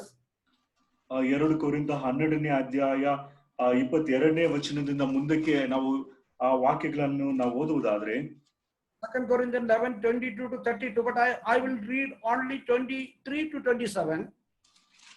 23ರಿಂದ 27ನೇ ವಚನ ತನಕ ಮಾತ್ರ ನಾವು ಓದಿಕೊಳ್ಳುತ್ತೇನೆ. 11ನೇ ಅಧ್ಯಾಯ 23ರಿಂದ 27ನೇ ವಚನ ತನಕ. Suffering for Christ, it is suffering of Christ. ಕ್ರಿಸ್ತನಿಗಾಗಿ ಬಾಧೆಯನ್ನು ಅನುಭವಿಸುವುದು ಅದು ಕ್ರಿಸ್ತನ ಬಾಧೆಯಾಗಿದೆ. 23 to 27. 23ರಿಂದ 27ನೇ ವಚನ ತನಕ. Are they ministers of Christ? I speak as a fool. I am more, in labors more abundant, in stripes above measure, in prisons more frequently, in deaths often. From the Jews 5 times I received 40 stripes minus 1. 3 times I was beaten with rods. Once I was stoned. 3 times I was shipwrecked. A night and a day I have been in the deep, in journeys often, in perils of waters, in perils of robbers, in perils of my own countrymen, in perils of the Gentiles, in perils in the city, in the perils in the wilderness, in the perils in the sea, in the perils among false brethren, in weariness and toil, in sleeplessness often, in hunger and thirst and fastings often, in cold and nakedness. 23ನೇ ವಚನದಿಂದ ಕೊರಿಂಥದವರಿಗೆ ಬರೆದ 2ನೇ ಪತ್ರಿಕೆ 11ನೇ ಅಧ್ಯಾಯ 23ರಿಂದ ಅವರು ಕ್ರಿಸ್ತನ ಸೇವಕರು, ಅವರಿಗಿಂತ ನಾನು ಹೆಚ್ಚಾಗಿ ಸೇವೆ ಮಾಡುವವನಾಗಿದ್ದೇನೆ, ಬುದ್ಧಿ ಸ್ವಾಧೀನವಿಲ್ಲದವನಾಗಿ ಮಾತಾಡುತ್ತೇನೆ. ಆತನ ಸೇವೆಯಲ್ಲಿ ಅವರಿಗಿಂತ ಹೆಚ್ಚಾಗಿ ಪ್ರಯಾಸ ಪಟ್ಟೆನು, ಹೆಚ್ಚಾಗಿ ಸೆರೆಮನೆಗಳ ಒಳಗೆ ಬಿದ್ದೆನು, ಮಿತಿ ಮೀರಿ ಪೆಟ್ಟುಗಳನ್ನು ತಿಂದೆನು, ಅನೇಕ ಸಾರಿ ಮರಣದ ಬಾಯೊಳಗೆ ಸಿಕ್ಕಿಕೊಂಡೆನು. 5 ಸಾರಿ ಯೋಧರಿಂದ ನನಗೆ ಒಂದು ಕಡಿಮೆ 40 ಏಟುಗಳು ಬಿದ್ದವು. 3 ಸಾರಿ ಆ ಸರ ಸರಕಾರದವರು ಚಡಿಗಳಿಂದ ನನ್ನನ್ನು ಹೊಡೆಸಿದರು. 1 ಸಾರಿ ಜನರು ನನ್ನನ್ನು ಕೊಲ್ಲುವುದಕ್ಕೆ ಕಲ್ಲೆಸೆದರು. 3 ಸಾರಿ ನನ್ನಿಂದ ಹಡಗವು ಒಡೆದು ಹೋಯಿತು. 1 ರಾತ್ರಿ 1 ಹಗಲು ಸಮುದ್ರದ ನೀರಿನಲ್ಲಿ ಕಳೆದೆನು. ಆತನ ಸೇವೆಯಲ್ಲಿ ಎಷ್ಟೋ ಪ್ರಯಾಣಗಳನ್ನು ಮಾಡಿದೆನು. ನದಿಗಳ ಅಪಾಯಗಳು, ಕಳ್ಳರ ಅಪಾಯಗಳು, ಸ್ವಂತ ಜನರಿಂದ ಅಪಾಯಗಳು, ಅನ್ಯ ಜನರಿಂದ ಅಪಾಯಗಳು, ಪಟ್ಟಣದಲ್ಲಿ ಅಪಾಯಗಳು, ಕಾಡಿನಲ್ಲಿ ಅಪಾಯಗಳು, ಸಮುದ್ರದಲ್ಲಿ ಅಪಾಯಗಳು, ಸುಳ್ಳು ಸಹೋದರರೊಳಗೆ ಇರುವಾಗ ಅಪಾಯಗಳು ನನಗೆ ಸಂಭವಿಸಿದವು. ಪ್ರಯಾಸ ಪರಿಶ್ರಮಗಳಿಂದ ಕೆಲಸ ನಡೆಸಿ ಅನೇಕ ಸಾರಿ ನಿದ್ದೆಗೆಟ್ಟು ಹಸಿವೆ ಬಾಯಾರಿಕೆಗಳನ್ನು ಪಟ್ಟು ಅನೇಕ ಸಾರಿ ಉಪವಾಸವಾಗಿಯೂ ಚಳಿಯಲ್ಲಿಯೂ ವಸ್ತ್ರವಿಲ್ಲದೆಯೂ ಇದ್ದು ಆತನನ್ನು ಸೇವಿಸಿದ್ದೇನೆ. Do we have any time this kind of any one experience in our Christian life? ಈ ಒಂದು ಅನುಭವಗಳಲ್ಲಿ ನಮ್ಮ ಜೀವಿತದಲ್ಲಿ ಯಾವ್ದಾದ್ರೂ ಅನುಭವವನ್ನು ಒಂದಾದ್ರೂ ನಾವು ಅನುಭವಿಸಿದ್ದೇವಾ? See, he is listing over there. He is listing over there this kind his sufferings. ಪೌಲನು ಇಲ್ಲಿ ಆತನು ಹಾದು ಹೋದ ಅನೇಕ ಅನುಭವಗಳನ್ನು ಆ ಶ್ರಮೆಯನ್ನು ಆತನು ಪಟ್ಟಿ ಮಾಡಿದ್ದಾನೆ. Then how Paul able to say that this is a light affliction? ಆದ್ರೆ ಪೌಲನು ಹೇಗೆ ಈ ಎಲ್ಲಾ ಒಂದು ಪ್ರಯಾಸ ಶ್ರಮೆ ಹಗುರವಾದದೆಂಬುದಾಗಿ ಹೇಳಲಿಕ್ಕೆ ಸಾಧ್ಯ? Because 2 Corinthians 5:14 says, for the love of Christ compels us. ಕಾರಣ ಏನೆಂಬುದಾಗಿ ನೋಡುವಾಗ 2 ಕೊರಿಂಥ 5ನೇ ಅಧ್ಯಾಯ 14ನೇ ವಚನದಲ್ಲಿ ಕ್ರಿಸ್ತನ ಪ್ರೀತಿಯು ನಮಗೆ ಒತ್ತಾಯ ಮಾಡುತ್ತದೆ. The love of Christ made him to undergo this. He took very easily. ಕ್ರಿಸ್ತನ ಪ್ರೀತಿಯು ಪೌಲನು ಈ ಒಂದು ಶ್ರಮೆಯನ್ನು ಹಗುರವಾಗಿ ದಾಟು ಹೋಗುವ ಹಾಗೆ ಆತನಿಗೆ ಸಹಾಯ ಮಾಡಿತು. That is what he said in Romans 8:39. ರೋಮ ಪತ್ರಿಕೆ 8ನೇ ಅಧ್ಯಾಯ 39ನೇ ವಚನದಲ್ಲಿ, nor height nor depth nor any other created things shall be able to separate us from the love of God which is in Christ Jesus our Lord. Brother, can you repeat the reference? Romans chapter 8 verse 39, brother. ರೋಮ ಪತ್ರಿಕೆ 8ನೇ ಅಧ್ಯಾಯ 39ನೇ ವಚನದಲ್ಲಿ ನಾವು ಈ ರೀತಿ ಓದುತ್ತೇವೆ, ಮಹತ್ವಗಳಾಗಲಿ, ಮೇಲನ ಲೋಕವಾಗಲಿ, ಕೆಳಗಿನ ಲೋಕವಾಗಲಿ, ಬೇರೆ ಯಾವ ಸೃಷ್ಟಿಯಾಗಲಿ ನಮ್ಮನ್ನು ನಮ್ಮ ಕರ್ತನಾದ ಯೇಸು ಕ್ರಿಸ್ತನಲ್ಲಿ ತೋರಿ ಬಂದ ದೇವರ ಪ್ರೀತಿಯಿಂದ ಅಗಲಿಸಲಾರವೆಂದು ನನಗೆ ನಿಶ್ಚಯ ಉಂಟು.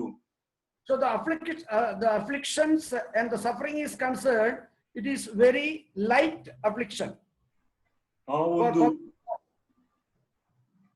ಪೌಲನಿಗೆ ಆತನು ಹಾದು ಹೋದ ಶ್ರಮೆ ಅಥವಾ ಕಷ್ಟ ಅವೆಲ್ಲವೂ ಅದು ಹಗುರವಾದ ಒಂದು ಶ್ರಮೆಯಾಗಿತ್ತು. Then the duration, time period is a momentary moment. ಮತ್ತು ಆ ಒಂದು ಕಾಲ ಎಷ್ಟರ ಮಟ್ಟಿಗೆ ಎಂಬುದಾಗಿ ನೋಡುವ ಕ್ಷಣ ಮಾತ್ರವೇ ಎಂಬುದಾಗಿ ಆತನು ಹೇಳಿದನು, ಸ್ವಲ್ಪ ಕಾಲಕ್ಕೆ. See, when he underwent these sufferings and difficulties, ಪೌಲನು ಈ ಒಂದು ಬಾಧೆಯನ್ನು ಶ್ರಮೆಯನ್ನು ಆತನು ಹಾದು ಹೋಗುತ್ತಿರುವಾಗ he saw or he tried to understand the suffering of our Christ, our Lord.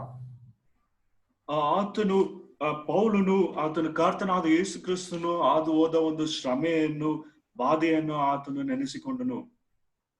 When we meditate upon our Lord's sufferings, ನಾವು ಕರ್ತನಾದ ಯೇಸು ಕ್ರಿಸ್ತನು ಆತನು ಹಾದು ಹೋದ ಶ್ರಮೆಯನ್ನು ಬಾಧೆಯನ್ನು ನಾವು ಧ್ಯಾನ ಮಾಡುವುದಾದ್ರೆ, ಆಲೋಚಿಸುವುದಾದ್ರೆ, his humility, his holiness, his sacrifices, his love, his sufferings, when we compare that, our is absolutely light affliction. ಕರ್ತನಾದ ಯೇಸು ಕ್ರಿಸ್ತನು ಆತನು ಹಾದು ಹೋದ ಶ್ರಮೆ, ಒಂದು ಅವಮಾನ, ಈ ಒಂದು ಸ್ಥಿತಿಗತಿಗಳನ್ನು ನಾವು ನಮ್ಮ ಒಂದು ಜೀವಿತಕ್ಕೆ ನಾವು ಹೋಲಿಸುವುದಾದ್ರೆ ನಮ್ಮ ಒಂದು ಅಥವಾ ಪೌಲನ ಒಂದು ಶ್ರಮೆ ಬಾಧೆಗಳು ಅದು ಹಗುರವಾದದ್ದು. Then when we consider that eternal glory, this suffering is a momentary. ಮತ್ತು ನಾವು ನಿತ್ಯವಾದ ಒಂದು ಮಹಿಮೆಗೆ ನಾವು ಹೋಲಿಸುವುದಾದ್ರೆ ಈ ಒಂದು ಶ್ರಮೆ ಸಂಕಟ ಅದು ಸ್ವಲ್ಪ ಕಾಲ ಕ್ಷಣ ಮಾತ್ರಕ್ಕೆ. In the Old Testament, we know one incident that about Jacob. ಹಳೆ ಒಡಂಬಡಿಕೆಯಲ್ಲಿ ಯಾಕೋಬನ ವಿಷಯದಲ್ಲಿ, ಯಾಕೋಬನ ಜೀವಿತದಲ್ಲಿ ಒಂದು ಘಟನೆಯ ವಿಷಯವಾಗಿ ನಾವು ಆಲೋಚಿಸುವುದಾದ್ರೆ, Jacob served 7 years for Rachel to marry. ಯಾಕೋಬನು ರೇಚಲನ್ನು ಮದುವೆ ಮಾಡಿಕೊಳ್ಳುವುದಕ್ಕಾಗಿ 7 ವರ್ಷ ಕೆಲಸವನ್ನು ಮಾಡಿದನು. But the Spirit, God the Holy Spirit written over there in this way, Genesis 29:20, no need to turn, I just read. ಆದಿಕಾಂಡ 29ನೇ ಅಧ್ಯಾಯ 20ನೇ ವಚನದಲ್ಲಿ ಪವಿತ್ರಾತ್ಮನು ಈ ರೀತಿಯಾಗಿ ಆತನು ಬರೆದಿದ್ದಾನೆ. So Jacob served 7 years for Rachel, and they seemed only a few days to him because of the love he had for her. ಆದಿಕಾಂಡ 29ನೇ ಅಧ್ಯಾಯ 20ನೇ ವಚನ, ಆದ್ರಿಂದ ಯಾಕೋಬನು ರಾಹೇಲಳಿಗೋಸ್ಕರ 7 ವರ್ಷ ಸೇವೆ ಮಾಡಿದನು, ಆದರೂ ಆಕೆಯಲ್ಲಿ ಬಹಳ ಪ್ರೀತಿಯನ್ನಿಟ್ಟದ್ರಿಂದ ಅದು ಅವನಿಗೆ ಸ್ವಲ್ಪ ದಿವಸದಂತೆ ಕಾಣಿಸಿತು. How much he loved her, that 7 years was just like a few days. ಯಾಕೋಬನು ರಾಹೇಲನ್ನು ಅಷ್ಟರ ಮಟ್ಟಿಗೆ ಆತನು ಪ್ರೀತಿ ಮಾಡಿದನು, ಆ ಒಂದು 7 ವರ್ಷಗಳ ಕಾಲ ಅದು ಸ್ವಲ್ಪ ದಿವಸಗಳಾಗಿ ಆತನಿಗೆ ಕಾಣಿಸಿತು. If we love Jesus Christ, then ನಾವು ಕರ್ತನಾದ ಯೇಸು ಕ್ರಿಸ್ತನ ಮೇಲೆ ಪ್ರೀತಿಯನ್ನು ಇಡುವಾಗ this duration will be momentary. ಈ ಒಂದು ಶ್ರಮೆ ಬಾಧೆ ಅದು ತಾತ್ಕಾಲಿಕ, ಸ್ವಲ್ಪ ಕಾಲಕ್ಕೆ ಮಾತ್ರ. And if you count the eternity, then this will be a momentary. ನಾವು ನಿತ್ಯತ್ವದ ಮಹಿಮೆಯ ವಿಷಯವಾಗಿ ನಾವು ಹೋಲಿಸುವುದನ್ನು ನೋಡುವುದಾದ್ರೆ ಈ ಶ್ರಮೆ ಬಾಧೆ ಅದು ತಾತ್ಕಾಲಿಕ, ಸ್ವಲ್ಪ ಕಾಲಕ್ಕೆ ಮಾತ್ರ. Paul was foreseeing the eternity, then he said it is a moment. ಪೌಲನು ಆ ಒಂದು ನಿತ್ಯತ್ವವನ್ನು ಆತನು ಎದುರು ನೋಡುತ್ತಿದ್ದನು. ಆ ಒಂದು ನಿತ್ಯತ್ವಕ್ಕೆ ಹೋಲಿಸಿ ನೋಡುವಾಗ ಈ ಒಂದು ಬಾಧೆ ಕಷ್ಟ ಅದು ಸ್ವಲ್ಪ ಕಾಲಕ್ಕೆ ಮಾತ್ರ. You see, we are in this world a pilgrimage. ನಾವು ಈ ಲೋಕದಲ್ಲಿ ಪ್ರಯಾಣಿಕರು, ಯಾತ್ರೆ ಮಾಡುವವರಾಗಿದ್ದೇವೆ. We are not a permanent residents in this earth. ನಾವು ಈ ಭೂಮಿ ಮೇಲೆ ನಿತ್ಯ ನಿವಾಸಿಗಳಾಗಿ ಇಲ್ಲ. Our citizenship is in heaven. ನಮ್ಮ ಪೌರತ್ವ ಅದು ಪರಲೋಕದಲ್ಲಿ ಉಂಟು. We are heavenly people. ನಾವು ಪರಲೋಕ ಪ್ರಜೆಗಳಾಗಿದ್ದೇವೆ. We have a permanent address over there. ಅಲ್ಲಿ ನಮಗೆ ನಿತ್ಯವಾದ ವಿಳಾಸ ಉಂಟು. We have our own house over there. ಅಲ್ಲಿ ನಮ್ಮ ಸ್ವಂತ ಒಂದು ಮನೆ ನಮಗೆ ಉಂಟು.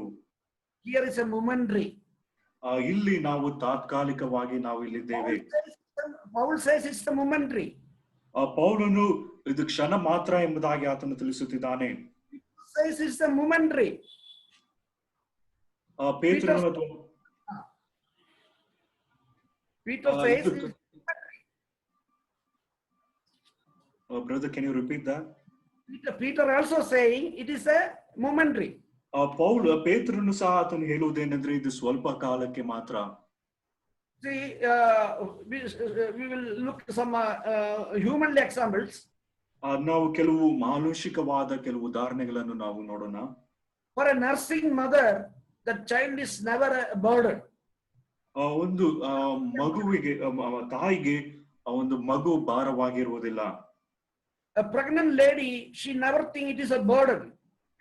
ಒಬ್ಬ ಗರ್ಭಿಣಿ ಹೆಂಗಸಿಗೆ ಆ ಒಂದು ಮಗು ಅಥವಾ ಗರ್ಭವು ಅದು ಭಾರವಾಗಿ ಕಾಣುವುದಿಲ್ಲ. It's not easy thing. ಅದು ಒಂದು ಸಾಧಾರಣವಾದ ಸುಲಭವಾದ ವಿಷಯ ಅಲ್ಲದಿದ್ದರೂ The mother should awaken all the night for the child's sake sometimes. ಕೆಲವು ಸಮಯಗಳಲ್ಲಿ ಆ ಮಗುವಿಗಾಗಿ ಆ ತಾಯಿ ನಿದ್ರೆ ಇಲ್ಲದೆ ಅವರು ಎಚ್ಚರವಾಗಿರಬೇಕು. How much suffering and difficulties for the child's sake she is going to. ಮಗುವಿನ ದೆಸೆಯಿಂದ ಕೆಲವು ಶ್ರಮೆ ಕಷ್ಟ ಆಕೆ ಆ ಒಂದು ಹೆಂಗಸು ಅಥವಾ ಸ್ತ್ರೀ ಹಾದು ಹೋಗಬೇಕು. Yet because of the love, it is not a burden. ಆದ್ರೂ ಆ ಒಂದು ಸ್ತ್ರೀ ಆ ಒಂದು ಮಗುವಿನ ಮೇಲೆ ಇರುವ ಪ್ರೀತಿಯ ದೆಸೆಯಿಂದ ಆ ಒಂದು ಶ್ರಮೆ ಅದು ಹಗುರವಾಗಿರುತ್ತದೆ. For imagine a student is preparing for exams or degree course. ಒಬ್ಬ ವಿದ್ಯಾರ್ಥಿ ಆತನು ತನ್ನ ಒಂದು ಪರೀಕ್ಷೆಗಾಗಿ ಆತನು ಸಿದ್ಧ ಮಾಡುತ್ತಿರುವಾಗ he or she have lot of dreams after her study completed. ಅವನು ಅಥವಾ ಅವಳು ಆ ವಿದ್ಯಾಭ್ಯಾಸ ನಂತರ ಅನೇಕ ಒಂದು ಕನಸು ಅಥವಾ ಅನೇಕ ಆಲೋಚನೆಗಳು ಅವರಿಗೆ ಇರಬಹುದು. In order to reach that point, this suffering is not heavy for her or him. ಆದ್ರೆ ಆ ಒಂದು ಗುರಿಯನ್ನು ಅವರು ಮುಟ್ಟುವುದಕ್ಕೆ ಆ ಒಂದು ಗುರಿಯನ್ನು ಹೋಲಿಸಿ ನೋಡುವಾಗ ಈ ಒಂದು ಶ್ರಮೆ ಅಥವಾ ಈ ಒಂದು ಕಷ್ಟ ಅದು ಹಗುರವಾಗಿರುತ್ತದೆ.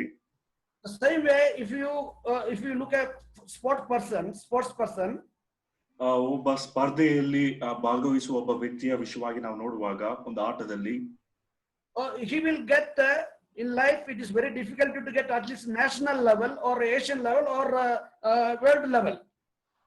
ಒಂದು ರಾಷ್ಟ್ರೀಯ ಮಟ್ಟಿಗೆ ಅಥವಾ ಅಂತಾರಾಷ್ಟ್ರೀಯ ಒಂದು ಮಟ್ಟಕ್ಕೆ ತಲುಪುವುದಕ್ಕೆ ಒಂದು ಆಟಗಾರನಿಗೆ ತುಂಬಾ ಕಷ್ಟವಾಗಿ ಅಥವಾ ಒಂದು ದೊಡ್ಡ ಒಂದು ಕಾರ್ಯವಾಗಿ ಕಾಣಿಸಬಹುದು. Leave alone getting medal, but take part is itself is very difficult.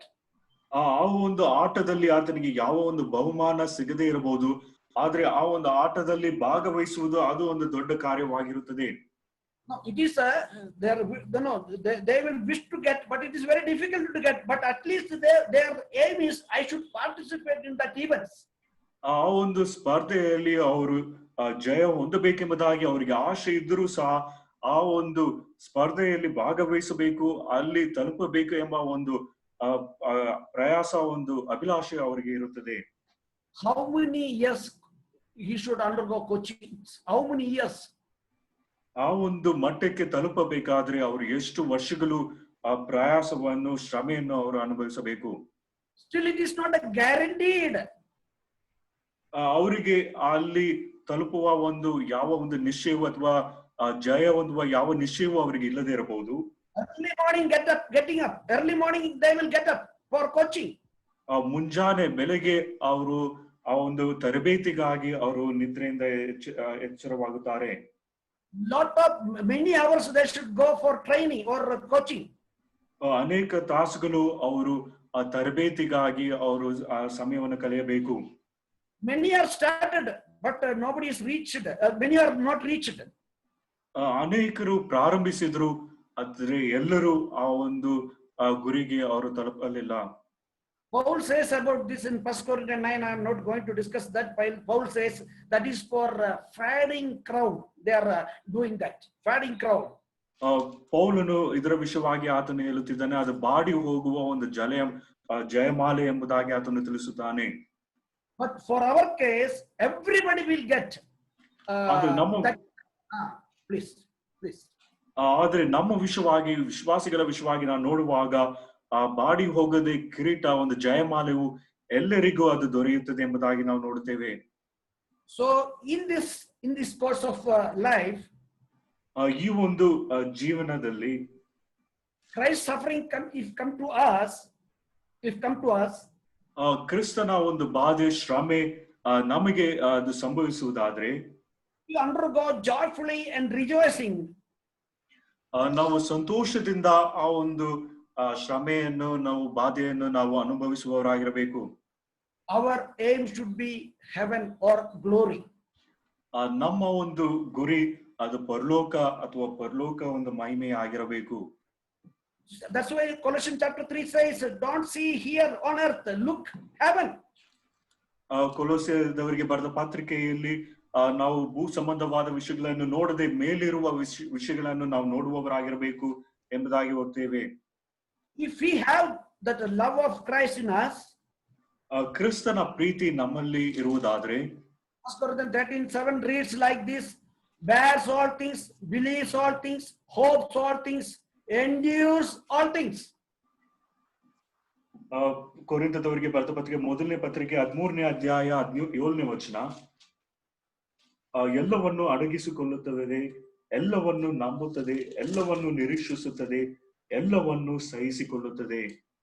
So if we have that love of Christ in us, without murmuring, we will undergo the Christ suffering. ಕ್ರಿಸ್ತನ ಮೇಲನ ಪ್ರೀತಿ ನಮ್ಮಲ್ಲಿ ಇರುವುದಾದ್ರೆ ಕ್ರಿಸ್ತನ ಬಾಧೆಗಳನ್ನು ಯಾವ ಒಂದು ದೂರು ಇಲ್ಲದೆ ಅವುಗಳನ್ನು ಸಂತೋಷದಿಂದ, ಹರ್ಷದಿಂದ ನಾವು ಅನುಭವಿಸುವವರಾಗಿರುತ್ತೇವೆ. For our more understand, Paul wrote in Romans chapter 8 verse 18. ರೋಮ ಪತ್ರಿಕೆ 8ನೇ ಅಧ್ಯಾಯ 18ನೇ ವಚನದಲ್ಲಿ ಪೌಲನು ನಾವು ನಮಗೆ ಅರ್ಥವಾಗುವ ಹಾಗೆ ಪೌಲನಲ್ಲಿ ಹೇಳುವ ಒಂದು ಮಾತೇನೆಂದರೆ Romans 8:18, for I consider that the sufferings of the present time are not worthy to be compared with the glory which shall be revealed in us. ರೋಮ ಪತ್ರಿಕೆ 8ನೇ ಅಧ್ಯಾಯ 18ನೇ ವಚನ, ನಮಗೋಸ್ಕರ ಮುಂದಿನ ಕಾಲದಲ್ಲಿ ಪ್ರತ್ಯಕ್ಷವಾಗುವ ಮಹಿಮಾ ಪದವಿಯನ್ನು ಆಲೋಚಿಸಿ ಈಗಿನ ಕಾಲದ ಕಷ್ಟಗಳು ಅಲ್ಪವೇ ಸರಿ ಎಂದು ಎನಿಸುತ್ತೇವೆ. He is comparing here. ಆತನು ಈಗಿನ ಅಥವಾ ಈ ಒಂದು ಭೂಲೋಕದ ವಿಷಯವಾಗಿ ಆತನನ್ನು ಹೋಲಿಸಿ ಮಾತನಾಡುತ್ತಿದ್ದಾನೆ. See, notice the suffering also is there and glory also is there. ಕಷ್ಟಗಳು ಸಹ ಉಂಟು, ಮಹಿಮಾ ಪದವಿ ಆ ಒಂದು ಸಂಗತಿಯು ಉಂಟು. The sufferings of this present time were not worthy to compare with the glory which shall to revealed us. ನಮಗೋಸ್ಕರ ಮುಂದಿನ ಕಾಲದಲ್ಲಿ ಪ್ರತ್ಯಕ್ಷವಾಗುವ ಮಹಿಮಾ ಪದವಿಯನ್ನು ಆಲೋಚಿಸಿ ಈಗಿನ ಕಾಲದ ಕಷ್ಟಗಳು ಅಲ್ಪವೇ ಸರಿ ಎಂದು ಎನಿಸುತ್ತೇನೆ. He foresee that. ಆತನು ಎದುರು ನೋಡುತ್ತಿದ್ದಾನೆ ಅಥವಾ ಮುಂದೆ ಆತನು ಮುಂದಾಗಿ ಆತನು ನೋಡುತ್ತಿದ್ದಾನೆ. By faith we can also foresee that. ನಂಬಿಕೆಯಿಂದ ನಾವು ಸಹ ಒಂದು ಮಹಾ ಪದವಿಯನ್ನು ಆಲೋಚಿಸಬಹುದು, ನೋಡಬಹುದು. We are not permanent here. ಇಲ್ಲಿ ಶಾಶ್ವತವಾಗಿ ನಾವು ಇರುವುದಿಲ್ಲ. We are expecting our God's return very soon. ನಮ್ಮ ಯಜಮಾನನು ಹಿಂತಿರುಗಿ ಬರುವ ಒಂದು ವಿಷಯವನ್ನು ನಾವು ಎದುರು ನೋಡ್ತಾ ಇದ್ದೇವೆ. Do we have anything to present in his presence? ಆತನು ಪ್ರತ್ಯಕ್ಷವಾಗುವಾಗ ಆತನಿಗೆ ಸಮರ್ಪಿಸುವುದಕ್ಕಾಗಿ ನಮ್ಮಲ್ಲಿ ಏನಾದರೂ ಇದೆಯಾ? Do we have in our lifespan, do we experience any sufferings for Christ's sake? ನಮ್ಮ ಜೀವಮಾನದಲ್ಲಿ ಕ್ರಿಸ್ತನ ನಿಮಿತ್ತ ಏನಾದರೂ ಬಾಧೆಯನ್ನು ಶ್ರಮೆಯನ್ನು ನಾವು ಅನುಭವಿಸಿದ್ದೇವಾ? If I want to live as a Christian, I should face difficulties. 2 Timothy 3:12 says. 2 Timothy 3ನೇ ಅಧ್ಯಾಯ 12ನೇ ವಚನದಲ್ಲಿ ಕ್ರಿಸ್ತನ ಒಂದು ಶ್ರಮೆಯನ್ನು ಅನುಭವಿಸುವುದಕ್ಕಾಗಿ ನಾವು ನೇಮಿಸಲ್ಪಟ್ಟಿದ್ದೇವೆ, ಬಾಧೆಯನ್ನು ಅನುಭವಿಸುವುದಕ್ಕಾಗಿ ನಾವು ನೇಮಿಸಲ್ಪಟ್ಟಿದ್ದೇವೆ ಎಂಬುದಾಗಿ ಓದ್ತೇವೆ. The word is a little different. If we want a true Christian life, then we should undergo difficulties. ನಿಜವಾಗಿಯೂ ಕ್ರೈಸ್ತ ಜೀವಿತವನ್ನು ನಾವು ಜೀವಿಸಬೇಕಾದ್ರೆ ನಾವು ಕಷ್ಟ ಬಾಧೆಯನ್ನು ನಾವು ಅನುಭವಿಸುವವರಾಗಿರಬೇಕು. So if we examine our life, ನಮ್ಮ ಜೀವಿತವನ್ನು ನಾವು ಪರೀಕ್ಷಿಸುವುದಾದ್ರೆ we here and there compromised.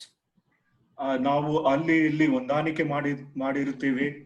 In order to avoid problems and difficulties, ತೊಂದರೆ ಕಷ್ಟಗಳನ್ನು ನಾವು ಅದನ್ನು ತಪ್ಪಿಸುವುದಕ್ಕಾಗಿ ಏನಾದರೂ ಮಾಡಿರುತ್ತೇವೆ. Shall we take a decision today, including me? ಈ ವಿಷಯವಾಗಿ ನಾವು ಏನಾದರೂ ಇಂದು ನಾವು ತೀರ್ಮಾನ ಮಾಡಿಕೊಳ್ಳೋಣ. The coming days or the coming days, ಮುಂದೆ ಬರುವ ದಿನಗಳಲ್ಲಿ I will stand for Christ. ಕ್ರಿಸ್ತನಿಗಾಗಿ ನಾನು ನಿಲ್ಲುತ್ತೇನೆ ಎಂಬ ಒಂದು ತೀರ್ಮಾನವನ್ನು ನಾವು ಮಾಡಿಕೊಳ್ಳುವವರಾಗಿರೋಣ. Let it be anything come to my life. ನನ್ನ ಜೀವಿತದಲ್ಲಿ ಏನೇ ಸಂಭವಿಸಲಿ, if it is the name of Christ, I will endure. ಕ್ರಿಸ್ತನ ನಿಮಿತ್ತ ನನಗೆ ಏನಾದರೂ ಸಂಭವಿಸಿದ್ರು ಅದನ್ನು ನಾನು ಸಹಿಸಿಕೊಳ್ಳುತ್ತೇನೆ, ಅದನ್ನು ಅನುಭವಿಸುತ್ತೇನೆ.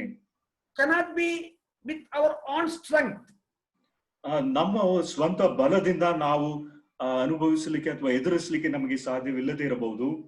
For that only the God given the promise, the God Holy Spirit in us.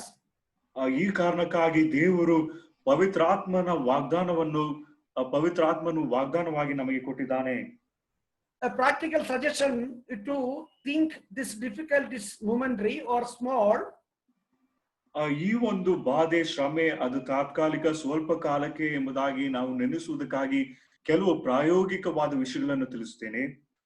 One thing, if you draw a circle on the board, a huge or big circle on the board, ನೀವು ಒಂದು board ಅಲ್ಲಿ ಒಂದು circle ಅಥವಾ ಒಂದು ಚಕ್ರ ತರ ನೀವು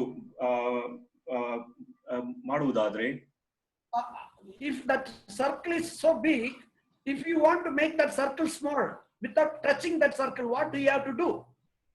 ನೀವು ಆ ಒಂದು ಚಕ್ರವನ್ನು ನೀವು ಮುಟ್ಟದೆ ಆ ಚಕ್ರವನ್ನು ನೀವು ಚಿಕ್ಕದಾಗಿ ಮಾಡಬೇಕಾದ್ರೆ ಏನು ಮಾಡಬೇಕು? My find out is this: you should write bigger than that circle, another circle beside that. ನನ್ನ ಒಂದು ಆಲೋಚನೆ ಅಥವಾ ಸಲಹೆ ಏನಂದ್ರೆ, ಆ ಒಂದು ಚಕ್ರದ ಮೇಲೆ ಮತ್ತೊಂದು ದೊಡ್ಡ ಒಂದು ಚಕ್ರವನ್ನು ನೀವು ಬಿಡಿಸಬೇಕು. Not on that circle, besides that circle. ಅದರ ಪಕ್ಕದಲ್ಲಿ ಅದಕ್ಕಿಂತ ದೊಡ್ಡ ಒಂದು ಚಕ್ರವನ್ನು ನಾವು ಬಿಡಿಸಬೇಕು. So that circle will become small. ಆಗ ಆ ಒಂದು ಮೊದಲನೇ ಒಂದು ಚಕ್ರ ಅದು ಚಿಕ್ಕದಾಗಿ ನಮಗೆ ಕಾಣುತ್ತದೆ.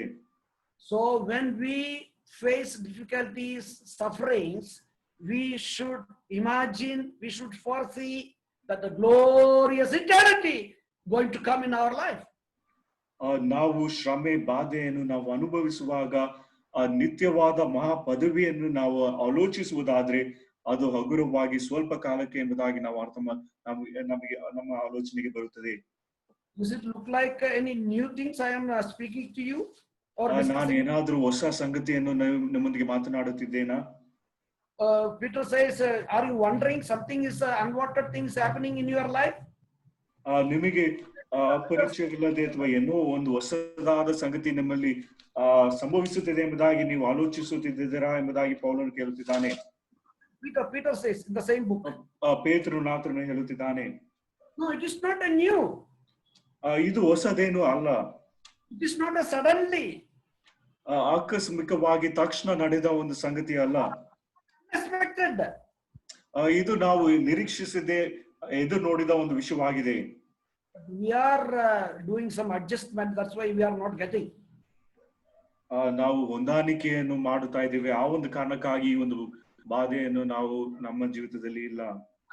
The other day I just thought about sufferings even today. ಈ ಬಾಧೆಯ ವಿಷಯವಾಗಿ ನಾನು ಈಗಲೂ ಸಹ ಇಂದು ಸಹ ನಾನು ಆಲೋಚಿಸುತ್ತಾ ಇದ್ದೇನು. The martyr Graham Staines and his two sons came to my mind. Graham stains ಮತ್ತು ಅವರಿಬ್ಬರ ಮಕ್ಕಳು ರಕ್ತ ಸಾಕ್ಷಿ ಆಗಿ ಸತ್ತ ವಿಷಯವಾಗಿ ನನ್ನ ಮನಸ್ಸಿಗೆ ಬಂತು. Sister Gladius and the daughter came to my mind. ಅವರ ಪತ್ನಿ ಗ್ಲಾಡಿಸ್ ಮತ್ತು ಮಗಳು ಅವರ ವಿಷಯವಾಗಿ ನನ್ನ ಮನಸ್ಸಿಗೆ ನಾನು ಆಲೋಚನೆ ಮಾಡುತ್ತಿದ್ದೇನೆ. Graham Staines two children has reached in glory and they are enjoying there. Graham Steyn ಮತ್ತು ಅವರಿಬ್ಬರ ಮಕ್ಕಳು ಅವರು ಮಹಾ ಪದವಿಗೆ ಸೇರಿ ಅಲ್ಲಿ ಅವರು ಹರ್ಷದಿಂದ ಅವರು ಸಂತೋಷವಾಗಿದ್ದಾರೆ. What about Sister Gladius and that daughter's life? ಆದ್ರೆ ಸಹೋದರಿ ಗ್ಲಾಡಿಯಸ್ ಮತ್ತು ಆ ಮಗಳು ಅವರ ಒಂದು ಜೀವಿತದ ವಿಷಯವಾಗಿ ಏನು? Few days back, one sister called Aisha Bibi, how much suffering, how much difficulty she faced in Pakistan. Pakistan ಅಲ್ಲಿ ಒಬ್ಬ ಸಹೋದರಿ ಐಷ್ಯಾ ಅವರು ಕೆಲವು ದಿನಗಳ ಹಿಂದೆ ಅವರು ಅನೇಕ ಒಂದು ಶ್ರಮೆಯನ್ನು ಕಷ್ಟವನ್ನು ಅವರು ಅನುಭವಿಸ್ತಾ ಇದ್ರು. Now she's in Canada. ಈಗ ಕೆನಡಾ ದೇಶದಲ್ಲಿ ಅವರಿದ್ದಾರೆ. Almost killed. ಅವರು ಪ್ರಾಣ ಹೋಗುವಷ್ಟು ಅವರು ಶ್ರಮೆಯನ್ನು ಅವರು ಬಾಧೆಯನ್ನು ಅನುಭವಿಸಿದ್ರು. No, she almost killed in Pakistan. ಪಾಕಿಸ್ತಾನಲ್ಲಿ ಅವರು ಪ್ರಾಣ ಹೋಗುವ ಒಂದು ಸ್ಥಿತಿಯಲ್ಲಿ ಇತ್ತು.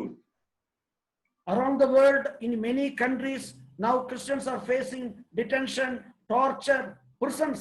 Even today, now. ಈ ದಿನವೂ ಸಹ ಇಂದು ಸಹ ಕ್ರೈಸ್ತರು ಬೇರೆ ಬೇರೆ ದೇಶಗಳಲ್ಲಿ ಅನೇಕ ಒಂದು ಹಿಂಸೆಗೂ ಮತ್ತು ಸಂಕಟದಲ್ಲಿ ಶ್ರಮೆಯನ್ನು ಅವರು ಹಾದು ಹೋಗುತ್ತಿದ್ದಾರೆ. Only they are following Jesus Christ very earnestly and enthusiastically. ಕಾರಣ ಅವರು ಕರ್ತನಾದ ಯೇಸು ಕ್ರಿಸ್ತನನ್ನು ತುಂಬಾ ಆಸಕ್ತಿಯಿಂದ ತುಂಬಾ ಭಕ್ತಿಯಿಂದ ಕರ್ತನಾದ ಯೇಸು ಕ್ರಿಸ್ತನನ್ನು ಅವರು ಹಿಂಬಾಲಿಸುವವರಾಗಿದ್ದಾರೆ. Countries like Myanmar, China, North Korea, Pakistan, Vietnam, Islamic nations such as going on like that, many countries. Myanmar, Vietnam, China, Pakistan, ಈ ಒಂದು ದೇಶಗಳಲ್ಲಿ ಈಗಲೂ ಸಹ ಅನೇಕರು ಕ್ರೈಸ್ತರು ಅವರ ತಮ್ಮ ಒಂದು ನಂಬಿಕೆ ವಿಷಯವಾಗಿ ಕ್ರಿಸ್ತನ ನಿಮಿತ್ತ ಬಾಧೆಯನ್ನು ಶ್ರಮೆಯನ್ನು ಅವರು ಅನುಭವಿಸುತ್ತಾ ಇದ್ದಾರೆ. So the fourth point is what we should do now. That and the seven under the 7th point, the last point was what we should do now. 7 ಅಂಶಗಳಲ್ಲಿ ಒಂದು 4ನೇ ಅಂಶ ನಾವು ಈಗ ಪ್ರಸ್ತುತವಾಗಿ ನಾವು ಮಾಡಬೇಕಾದದ್ದು ಏನು? No, the 7 points I told, in that 7 points, last point was what we should do now. ಒಂದು 7 ಅಂಶಗಳನ್ನು ನಿಮಗೆ ತಿಳಿಸಿದೆನು. ಆ ಒಂದು 7ನೇ ಅಂಶ ನಾವು ಈಗ ಪ್ರಸ್ತುತವಾಗಿ ನಾವು ಮಾಡಬೇಕಾದದ್ದು ಏನು? The enduring suffering, that's what I told. ನಾವು ಬಾಧೆಯನ್ನು ನಾವು ಸಹಿಸಿಕೊಳ್ಳಬೇಕು, ಅನುಭವಿಸಬೇಕು. So if we undergo difficulties and sufferings, how that grieviness will change to joy. ನಾವು ಬಾಧೆಯನ್ನು ನಾವು ಅನುಭವಿಸುವಾಗ ಆ ದುಃಖವು ಹೇಗೆ ಅದು ಹರ್ಷವಾಗಿ ಅದು ಮಾರ್ಪಡುತ್ತದೆ? For that I have said 4 points. ಅದರ ವಿಷಯವಾಗಿ 4 ಅಂಶಗಳನ್ನು ನಿಮಗೆ ತಿಳಿಸಿದೆನು. First one, we should cover, it's a Christ sufferings. ಮೊದಲನೇದಾಗಿ ಇದು ಕ್ರಿಸ್ತನ ಬಾಧೆ, ಕ್ರಿಸ್ತನ ನಿಮಿತ್ತ ಬರುವ ಬಾಧೆ ಎಂಬುದಾಗಿ ಪರಿಗಣಿಸಬೇಕು. It is our privilege to participate that suffering. ಎರಡನೇದಾಗಿ ಕ್ರಿಸ್ತನ ಬಾಧೆಯನ್ನು ಅನುಭವಿಸುವುದು ಅದು ನಮಗಿರುವ ಒಂದು ಅವಕಾಶವಾಗಿದೆ. Third, this is a little while. ಮೂರನೇದಾಗಿ ಇದು ಕ್ಷಣ ಮಾತ್ರವೇ ಅಥವಾ ಸ್ವಲ್ಪ ಕಾಲಕ್ಕೆ ಮಾತ್ರ. Fourthly and finally, if we want to rejoice, we should realize and believe and accept. ನಾಲ್ಕನೇದಾಗಿ suffering follows glory. ನಾಲ್ಕನೇದಾಗಿ ನಾವು ಅರ್ಥ ಮಾಡಿಕೊಳ್ಳಬೇಕಾದ ವಿಷಯವೇನೆಂದರೆ ನಾವು ಈ ಒಂದು ಶ್ರಮೆ ಬಾಧೆಯನ್ನು ಅನುಭವಿಸಿದ ನಂತರ ನಮಗೆ ಮಹಾಪದವಿ ಮಹಿಮೆಯನ್ನು ನಾವು ಪಡೆದುಕೊಳ್ಳುವವರಾಗಿರುತ್ತೇವೆ. So the fourth point is, we can come in conclusion, after the sufferings we are glorified, we are getting glory. ನಾಲ್ಕನೇದಾಗಿ ನಾವು ಮುಕ್ತಾಯ ಮಾಡುವ ಒಂದು ಸಂಗತಿ ಏನಂದ್ರೆ ಬಾಧೆಯನ್ನು ಅನುಭವಿಸಿದ ನಂತರ ನಾವು ನಮಗೆ ಮಹಿಮೆ ಮಹಿಮೆ ಉಂಟಾಗುತ್ತದೆ.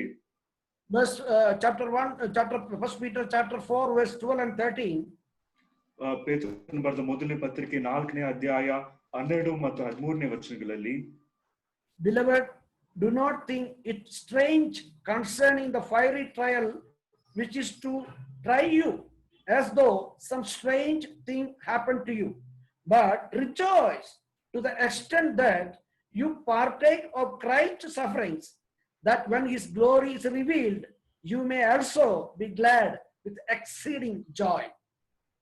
4ನೇ ಅಧ್ಯಾಯ 12-13ನೇ ವಚನಗಳು, ಪ್ರಿಯರೇ, ನೀವು ಪರಿಶೋಧನೆಗಾಗಿ ಪುಟಕ್ಕೆ ಹಾಕಲ್ಪಟ್ಟದಕ್ಕೆ ಆಶ್ಚರ್ಯ ಪಡಬೇಡಿರಿ, ವಿಪರೀತವಾದ ಸಂಗತಿ ಸಂಭವಿಸಿದೆಂದು ಯೋಚಿಸಬೇಡಿರಿ. ಆದರೆ ನೀವು ಎಷ್ಟರ ಮಟ್ಟಿಗೂ ಕ್ರಿಸ್ತನ ಬಾಧೆಗಳಲ್ಲಿ ಪಾಲುಗಾರರಾಗಿದ್ದೀರೋ ಅಷ್ಟರ ಮಟ್ಟಿಗೆ ಸಂತೋಷವುಳ್ಳವರಾಗಿರಿ. ಆತನ ಮಹಿಮೆಯ ಪ್ರತ್ಯಕ್ಷತೆಯಲ್ಲಿಯೂ ನೀವು ಸಂತೋಷಪಟ್ಟು ಉಲ್ಲಾಸಗೊಳ್ಳುವಿರಿ. What our beloved Lord Jesus Christ said on the upper room conversation. ಕರ್ತರು ಮೇಲ್ಚಾವಣೆಯಲ್ಲಿ ಆ ಒಂದು ಕೊಠಡಿಯಲ್ಲಿ ತನ್ನ ಶಿಷ್ಯರೊಂದಿಗೆ ಮಾತನಾಡಿದಾಗ ಒಂದು ಮಾತು ಆತನು ಹೇಳಿದ ಮಾತೇನು? John chapter 16 verse 33. ಯೋನ್ ಬರೆದ ಸುವಾರ್ತೆ 16ನೇ ಅಧ್ಯಾಯ 33ನೇ ವಚನ, These things I have spoken to you, that in me you may have peace in the world. In the world you will have tribulation, but be of good cheer. I have overcome the world. ಯೋನ್ ಬರೆದ ಸುವಾರ್ತೆ 16ನೇ ಅಧ್ಯಾಯ 33ನೇ ವಚನ, ನೀವು ನನ್ನಲ್ಲಿದ್ದು ಮನಃಶಾಂತಿಯನ್ನು ಹೊಂದಿದವರಾಗಿರಬೇಕೆಂದು ಇದನ್ನೆಲ್ಲ ನಿಮಗೆ ಹೇಳಿದ್ದೇನೆ. ಲೋಕದಲ್ಲಿ ನಿಮಗೆ ಸಂಕಟ ಉಂಟು, ಧೈರ್ಯವಾಗಿರಿ, ನಾನು ಲೋಕವನ್ನು ಜಯಿಸಿದ್ದೇನೆ ಎಂದು ಹೇಳಿದನು. These sufferings and the strugglings and the difficulties is not a curse, or it's not a bad things in the realm of Christian life. ಕ್ರೈಸ್ತಿಯ ಜೀವಿತದಲ್ಲಿ ಶ್ರಮೆ, ಬಾಧೆ, ಕಷ್ಟ ಇದು ವಿಪರೀತವಾದ ಒಂದು ಸಂಗತಿಯ ಅಲ್ಲ. We should not think it is a negative things. ಇದು ಒಂದು ನಕಾರಾತ್ಮಕವಾದ ಒಂದು ಸಂಗತಿ ಎಂಬುದಾಗಿಯೂ ನಾವು ಭಾವಿಸಬಾರದು. My dear brothers and sisters, if God tarry, Lord tarry, the world would not be in the same way. ನನ್ನ ಪ್ರಿಯ ಸಹೋದರ ಸಹೋದರಿಯರೇ, ಕರ್ತನಾದ ಯೇಸು ಕ್ರಿಸ್ತನ ಒಂದು ಪ್ರತ್ಯಕ್ಷತೆ ಅದು ತಡವಾಗಿದ್ದರೆ ಈ ಲೋಕವು ಇರುವ ಹಾಗೆ ಅದು ಇನ್ನೂ ಇರುವುದಿಲ್ಲ. The coronavirus may come under control. ಈ ಕೊರೋನಾ ಸೋಂಕು ಅದು ನಿಯಂತ್ರಣಕ್ಕೆ ಬರಬಹುದು. There are so many things are waiting to come into the world. ಆದರೆ ಈ ಲೋಕದೊಳಗೆ ಪ್ರವೇಶಿಸುವುದಕ್ಕೆ ಅನೇಕ ಸಂಗತಿಗಳು ಅದು ಕಾಯುತ್ತಾ ಉಂಟು. Politically, economically, and different, sociologically, socially, so many things are waiting to come into the world. ರಾಜಕೀಯ ವಿಷಯದಲ್ಲಿಯೂ, ಸಾಮಾಜಿಕವಾದ ವಿಷಯದಲ್ಲಿಯೂ, ಆರ್ಥಿಕವಾದ ಒಂದು ವಿಷಯದಲ್ಲಿಯೂ ಈ ಲೋಕದೊಳಗೆ ಪ್ರವೇಶಿಸುವುದಕ್ಕೆ ಅನೇಕ ಸಂಗತಿಗಳು ಕಾಯುತ್ತಾ ಉಂಟು. Based on the word of God, I strongly believe that there are more difficulties and problems is going to face as a church. ದೇವರ ವಾಕ್ಯದ ಆಧಾರದ ಮೇಲೆ ನಾನು ಹೇಳುವುದೇನೆಂದ್ರೆ, ಸಭೆಯು, ದೇವರ ಸಭೆಯು ಮುಂದಿನ ದಿನಗಳಲ್ಲಿ ಇನ್ನೂ ಹೆಚ್ಚಾದ ಒಂದು ಕಷ್ಟವನ್ನು, ಒಂದು ಕಷ್ಟದ ಒಂದು ದಿನಗಳು ಅದು ಬರಲಿಕ್ಕೆ ಉಂಟು. Peter wrote this letter to suffering people. ಪೇತ್ರನು ಈ ಒಂದು ಪತ್ರವನ್ನು ಒಂದು ಸಂಕಟದಲ್ಲಿದ್ದ ವಿಶ್ವಾಸಿಗಳಿಗೆ ಅದನ್ನು ಬರೆದನು. They scattered to different countries. ಬೇರೆ ಬೇರೆ ದೇಶಗಳಲ್ಲಿ ಚದರಿರುವಂತಹ ವಿಶ್ವಾಸಿಗಳು ಅವರಾಗಿದ್ದರು. Wherever they went, they faced opposition and problems. ಅವರು ಎಲ್ಲಿ ಹೋದರು ಆ ಒಂದು ಪ್ರದೇಶದಲ್ಲಿ, ಸೀಮೆಯಲ್ಲಿ ಅವರು ಹಿಂಸೆ ಮತ್ತು ಸಂಕಟವನ್ನು ಅವರು ಎದುರಿಸಿದರು. They were not a criminals, they were not a robbers, they were not a terrorists. ಅವರು ಭಯೋತ್ಪಾದಕರು, ಕಳ್ಳರು ಅಥವಾ ಅಪರಾಧಿಗಳು ಅವರು ಆಗಿಲ್ಲ. They are law abiding people. ಅವರು ಕಾನೂನನ್ನು ಪರಿಪಾಲಿಸಿ ಜೀವಿಸುವವರಾಗಿದ್ದರು. But they lived a true Christian life. ಆದ್ರೆ ಅವರು ಒಂದು ನಿಜವಾದ, ಒಂದು ಸತ್ಯವಾದ ಕ್ರೈಸ್ತಿಯ ಜೀವಿತವನ್ನು ಅವರು ಜೀವಿಸಿದರು. They enjoyed that life. ಆ ಒಂದು ಜೀವಿತವನ್ನು ಅವರು ಆನಂದಿಸಿದರು ಎಂಬುದಾಗಿ ನಾವು ನೋಡುತ್ತೇವೆ. They never thought that what to do. I came to this folk, what to do? I must go anyway. They never thought like that. ನಾನು ಈ ಒಂದು ಸ್ಥಿತಿಗೆ, ಈ ಒಂದು ಸ್ಥಳಕ್ಕೆ ಬಂದೆನು, ಈಗ ನಾನು ಹೇಗಾದ್ರೂ ಹಿಂದಕ್ಕೆ ಹೋಗಬೇಕು ಎಂಬುದಾಗಿ ಅವರು ಯಾವಾಗಲೂ ಅವರು ನೆನೆಸಲಿಲ್ಲ. They never thought that I came to this marga or this Christian way. Because of that, I got so many problems. Oh, somewhat I want to finish this. They never thought like that. ಈ ಒಂದು ಕ್ರೈಸ್ತಿಯ ಒಂದು ಮಾರ್ಗಕ್ಕೆ, ನಂಬಿಕೆಗೆ ನಾನು ಬಂದೆನು, ಹೇಗಾದ್ರೂ ಇದನ್ನು ಮಾಡಿ ಮುಗಿಸಬೇಕು ಎಂಬುದಾಗಿ ಅವರು ಎಂದೂ ಆಲೋಚಿಸಲಿಲ್ಲ. Here Peter is encouraging them. ಪೇತ್ರನು ಅವರಿಗೆ ಪ್ರೋತ್ಸಾಹ ಮಾಡುತ್ತಿದ್ದಾನೆ. Showing the promises of God. ಅವರು ದೇವರ ಒಂದು ವಾಗ್ದಾನದ ವಿಷಯವಾಗಿ ಆತನು ತಿಳಿಸುತ್ತಿದ್ದಾನೆ. When our beloved Lord will appear in the heaven,